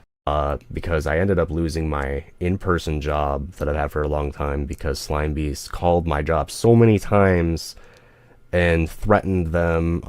There was even a swatting attempt. That ended up being like the final straw. They can't have me work there when that was still going on constantly. This claim, of course, came with zero evidence, despite the fact that if a business was getting hundreds of calls a day, Plagued Moth could have easily recorded it on his phone or provided any other shred of proof. Interestingly enough, Plagued Moth would then claim that he kept his workplace a secret because he didn't want anyone harassing his employer. I'm hoping to go to Subscribestar. I'm waiting on an approval, though, and I really don't know how long this is going to take, so this is really shitty at the moment. And also before the get a job cope comes in, telling YouTubers who make far more money than you, typically that is kind of stupid. That is a cope. This is a job, I pay taxes, get over it. And starting to rebuild and everything has been very difficult, and there is one thing I have not been honest with you guys about, and it's the fact that this whole time I've had an in-person job. Now the reason I said, oh, YouTube's my only thing, is because I was afraid of losing my in-person job due to this harassment. Well, unfortunately, that did happen. Begging the question of how anyone knew he had an in-person job at all if he directly kept it a secret. Dillan and Andrea would also soon end up homeless, living out of a motel with their 5 children. Though Plagued Moth would blame that creepy reading for getting his Patreon banned, thus taking away his source of income, the fact of the matter is that Plagued Moth simply did not want to pay rent, which was a recurring problem he had exhibited in the past. After he was taken to court by the company that owned the rental property, Plagued Moth would even state that he did have the money to pay his rent, he just didn't feel like it. I'm going to be honest, I have very low confidence that we're going to be able to save our home. I do. So I've been hoarding the money instead of I'm not just going to pay it into that. Okay, we can hope and try to bust our ass to save this place, but then we really are sitting and talking about it, and it's like, is this going to be able to, we were going to be able to maintain this too? It's like, yeah, on paper, but it's like, I don't want to have every last penny going just to rent. And all of this while continuing to beg his audience for donations to help with his dire situation.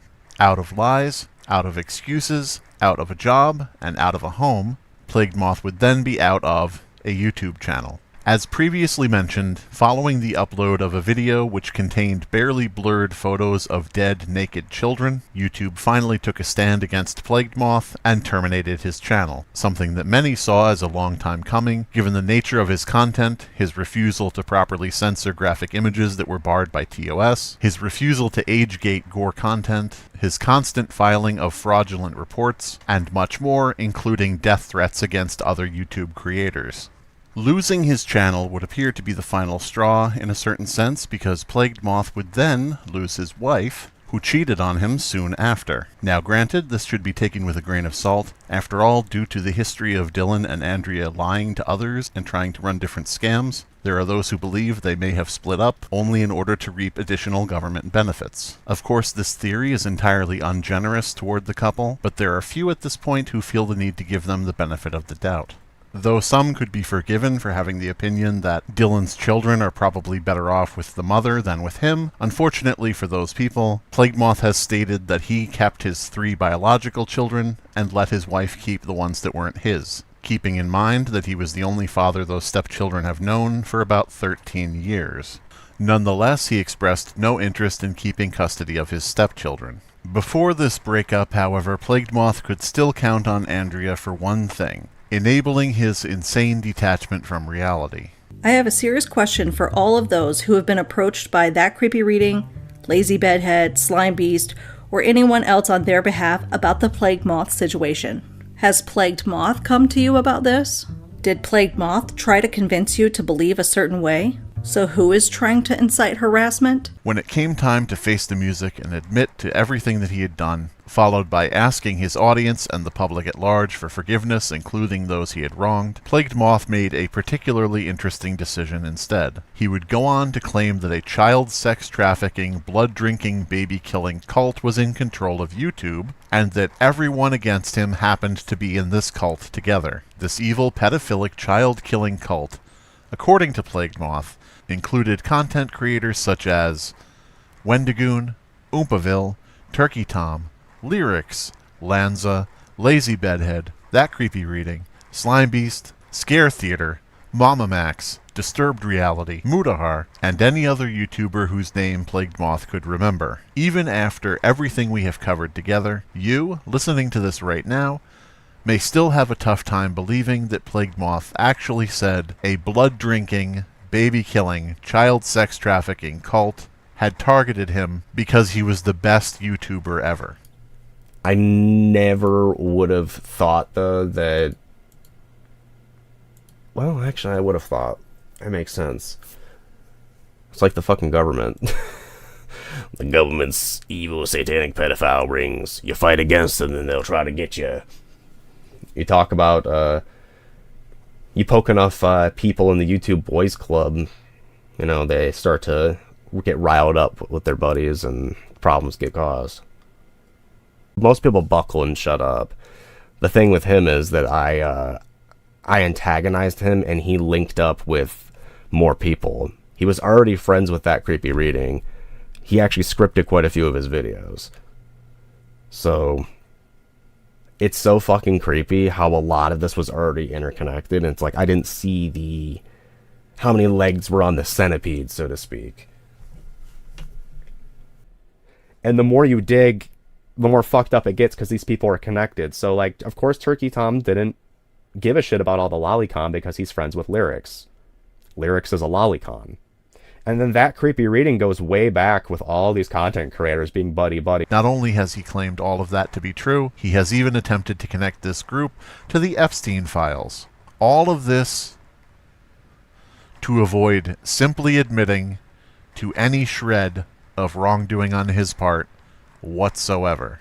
With Plagued Moth living on the street, alone, jobless, And without a YouTube channel, one would think that he would simply find something else to do. However, immediately after being shut down, Plagued Moth would create a ban evasion channel called No Happy Endings, a reference to the fact that children in his gore videos do not get to live out a happy ending, where he would simply re-upload all of his terms of service violating content as if nothing had changed whatsoever. He would also go back to posting false information that had been debunked years prior, and would continue to threaten the lives of other YouTubers. All of this while continuing to sell gore, this time through Buy Me a Coffee. In order to try to build back his audience, he would also quote-unquote thirst trap them on Instagram, telling his audience, which he describes as being full of sexual assault survivors, that they should let him quote fuck the pain away.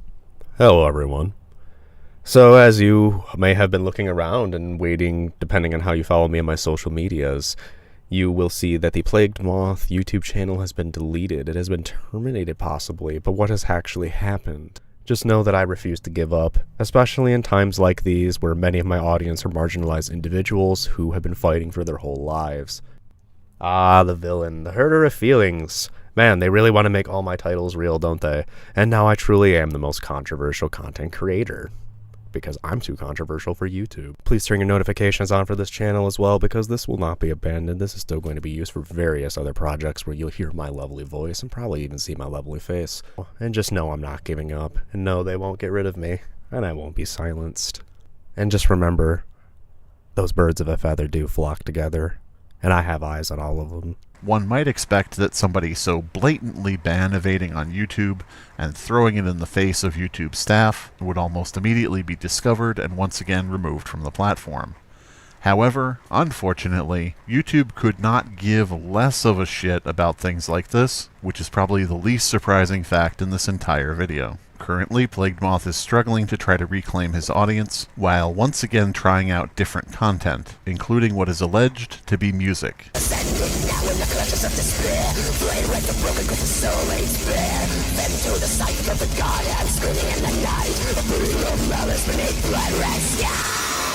All in all, when it comes to the case of Dillan Matthew Morgan, also known as Plagued Moth, while everything has fallen down around him, and he has been thoroughly exposed for multiple cases of depraved wrongdoing and federal crimes, he actually has changed very little. If there's one positive takeaway from this whole ordeal, it's this. Slime Beast is one hell of a fucking rodeo clown.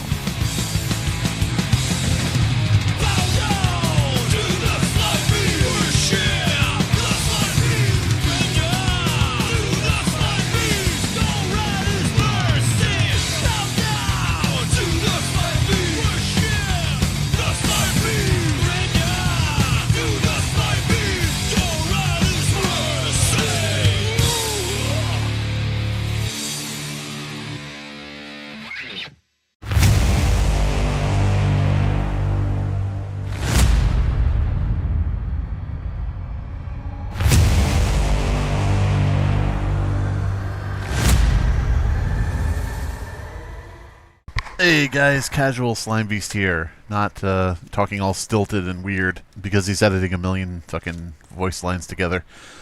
So this is just going to be an off-the-cuff thing. First of all, I apologize for the intro to the Q&A section. I apologize that you have to see that, and also I apologize for the fact that as this like mini documentary, if you want to call it that, as this mini documentary went on, it got a little more silly. It's not that I take anything less seriously that Plagued Moth has done or been involved in. It's all very serious shit.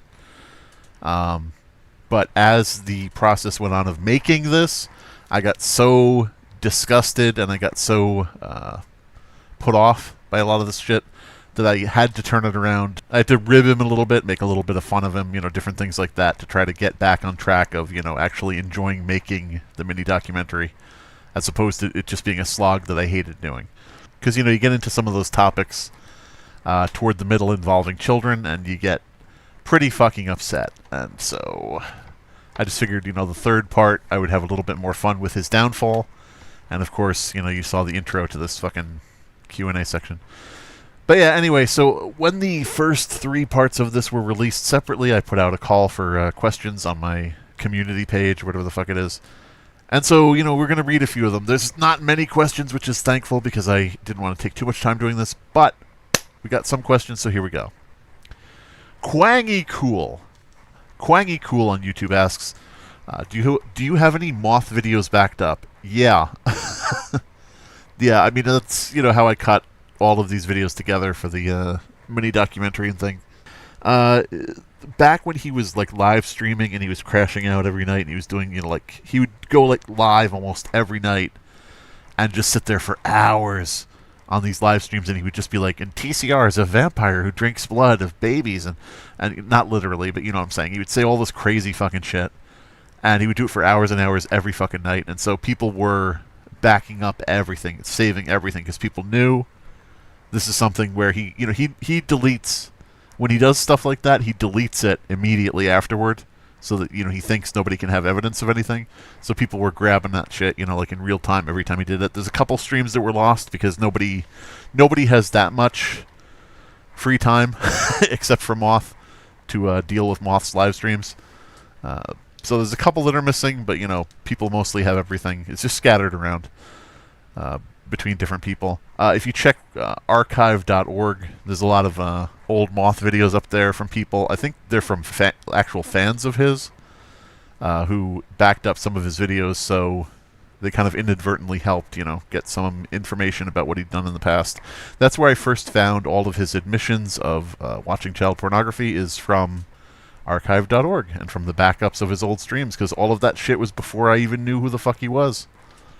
And so I went back and, you know, digged for information like a little no-lifer. So let's see. Eric Bestie, or is it? Yeah, okay, I'm reading that right. Eric Bestie has 3 questions. They had a lot of questions, but they cut it down to 3 to try to make it easy on me. I appreciate that. What do you think Moth will do going forward? Okay, so this is an easy question, and the answer is he will do the same thing. He is, for all intents and purposes, he has proven himself incapable of change. He has doubled down on everything he has ever said, no matter how many times it's disproven. No matter what happens, he just blocks. If you ask on his channel, and I'm not telling anyone to do this, but like fans of his, if you ask on his channel anything, like for any evidence of anything, he blocks even his own longtime fans. Says, they're asking for evidence, goodbye.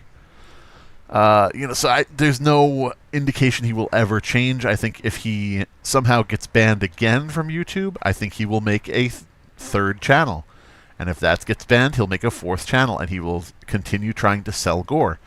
The reason for this being, that was what worked for him. Nothing else worked, but when he started selling gore, he was making $10,000 a month. I think most people would probably get stuck chasing that success. I think most people would spend their lives and ruin their lives trying to chase down what made them popular in the past. The thing is, when things like this happen and things go wrong and things go bad, you got to keep moving. You got to move on. You know, you got to keep swimming. You can't, you know, hold on to that old shit. It's throwing good money after bad. You know, once you see the writing on the wall that something's not going to work anymore, you got to find something new. But he's incapable of that, and I thoroughly believe that. I thoroughly believe if his 7th YouTube channel gets deleted, he'll make an 8th one. You know, he'll just keep doing it until he can't anymore, I guess. Got another one from Eric Bestie. What would you recommend people do with further evidence of wrongdoing from Moth? Okay, so this is a multi-tiered answer. Okay. Number 1, if you have evidence of anyone, not just Moth, if you have evidence of anyone breaking the law, and, you know, like, especially if there's something like this level where, like, children are involved, I'm not saying, you know, if you have evidence of somebody shoplifting a stick of gum, hound them to the end of their days. No. I'm saying, like, you know, if you have evidence of something that's illegal, that is, you know, warrants police time, go to the authorities with it. Send in an anonymous tip if you have to. Make sure it's real evidence. Don't go send in fake anonymous tips, because think of it this way. If for no other reason, like if there's no other reason, and fake tips and fake reports, you know, make the authorities think that somebody has people after them that are filing fake reports. And that, is, like that's antithetical to what you want to do. You want to hold people to account who are actually doing wrong. But yeah, that's the first point there, is if you have evidence of a crime, authorities, that's what you do. That's who you go to with it. If it's something that can't be prosecuted as a crime, like either it's a moral failing or it's something where police have not acted or statute of limitations has run out, if there's no other option, I would say go to people who may be interested in the subject and, share the information, signal boost it. If it's something where it's of public concern. I know a lot of people in horror, like in online horror. I know various writers in online horror who have criminal records, for drinking and driving or, all different things like that. You don't see me making videos about it. You don't see me signal boosting, don't support this writer. Don't support this writer. They have a conviction for trespassing. No, you don't see that. But when it's something to do with kids, or, abusing fans or scamming fans or committing fraud, different things like that involve, taking advantage of another person, then I say if you've gone to the legal side of it, to the law, to the authorities, and there hasn't been any action, or it's past statute of limitations, or it's not prosecutable, you have every right to signal boost the fact that it happened. Like if somebody has, like Plague Moth, for example, obviously, if somebody has admitted to watching child porn and they have children in their audience, there is no requirement for you to sit there quietly and twiddle your thumbs and say, oh, well, I just got to let a bunch of kids keep going to this child predator, oh, well, nothing I can do. You don't harass the content creator. You don't threaten the content creator. You don't do any shit like that. What you do is on your own platform, in your own time, in your own way, in your own words, you signal boost and you tell people the facts of what has actually happened, the honest and true facts. You don't make things up. You don't fabricate screenshots. You don't do anything like that. You tell the honest facts of what happened in your space, on your platform. And if you get taken down by false reports, you add that to the pile and you signal boost. And this guy took down my stuff with false reports. It's a slog sometimes, and it's a hard fight, but you got to do what you got to do. The third tier to that, the third thing is report to platforms. If somebody on Discord is talking about watching child porn, report the posts to Discord after you report them to the authorities. If somebody's talking on Twitter and they're saying, thanks for the fundraiser to help me get my surgery. By the way, here's my Bugatti. Whatever influencers these days are doing, I don't fucking know. If you see somebody scamming on Twitter, report it to Twitter. Something like that probably is not going to be something you can report to authorities. You're probably not going to call up your local police department and say, hey, sheriff, there's this guy online and he ran a GoFundMe for surgery, but then he spent it on something else. The sheriff's going to be like, what do you want me to do? I'm not going to... That's like a civil case. You can't, So signal boosting and, telling people what's going on so that they don't get suckered in, that they don't get scammed, and reporting to platforms. Report to the fundraising platform, different things like that. Only report it if it's true and honest. And the third question here from Eric Vesti. Finally, what is the most memorable, if you can call it that, part of making the mini documentary? Okay, so the most memorable part of making the documentary is when I promised it would be out January 1st, giving myself several months to finish it. But then after I got done with Chapter 1, my PC died. And I had to not only replace the PC and so on and so forth, but I also had to get all of the stuff off of the fried motherboard, all of the files, which luckily eventually I could get all the files out, which meant I got to keep the first chapter the way I had done it, and got to keep all of the fucking files I had to use in the video. But yeah, that's the most memorable part, is fate stepping in and saying, I'm going to go ahead and make it so that Plague Moth gets a few more months without this documentary dropping on his head. We have questions here from Ravioli Masteroli 2341. God damn it, there's 2,300 41 ravioli masterolis. That's a lot. That's too many. So he's got 2 questions. Here we go. How did you and Moth end up crossing paths in the first place? It seems like his issues with you predate the TCR stuff. No, okay, so here's the thing. This is in the documentary, but, you know, I can't blame anyone for missing some things or forgetting some things because there's a lot in there. So Moth and I ended up crossing paths because Moth got in a fight with That Creepy Reading, and I had previously given information to That Creepy Reading for one of his videos, a video about Creeps McPasta, who was a YouTuber who was grooming little kids. So since I had given information to That Creepy Reading and had appeared in his video, Plague Moth saw that, and so he started talking shit about me as well, thinking I was friends with That Creepy Reading. So he was like trying to do the thing of attacking That Creepy Reading's friends. And he's like, Slime Beast is bad, too, you know, that type of shit. So that's how we ended up crossing paths, is Dilmo made the Slime Beast mistake, which is what I call it when somebody starts talking shit about me for no reason, and then I end up just completely shitting on them. But yeah, so next question. Do you think that Moth will eventually kind of vanish into obscurity, more so than he has already, or he'll continue kicking and screaming while trying to start an internet career forever? Okay, so I think both. I think he will continue kicking and screaming forever, trying to create an internet career, while fading into obscurity. I think that catching YouTube success, catching social media success, you know, becoming an influencer, becoming a content creator of note, I think that is like catching lightning in a jar. I think it's a right place, right time kind of thing. A while back, I saw, you know, what it took to get like 1 million views on a video. I think I have a video with like 5 million views. And to do that, I saw, you know, why it took off, and I didn't want to do that with like a YouTube career. That was not something I was interested in doing, so I was like, ew, fuck this. So I think it's catching lightning in a jar, because I've done it. You know, gotten a big, huge, successful viral video out of it. And then you just keep doing, you know, whatever made you viral, and you just keep hoping that it builds and builds and builds.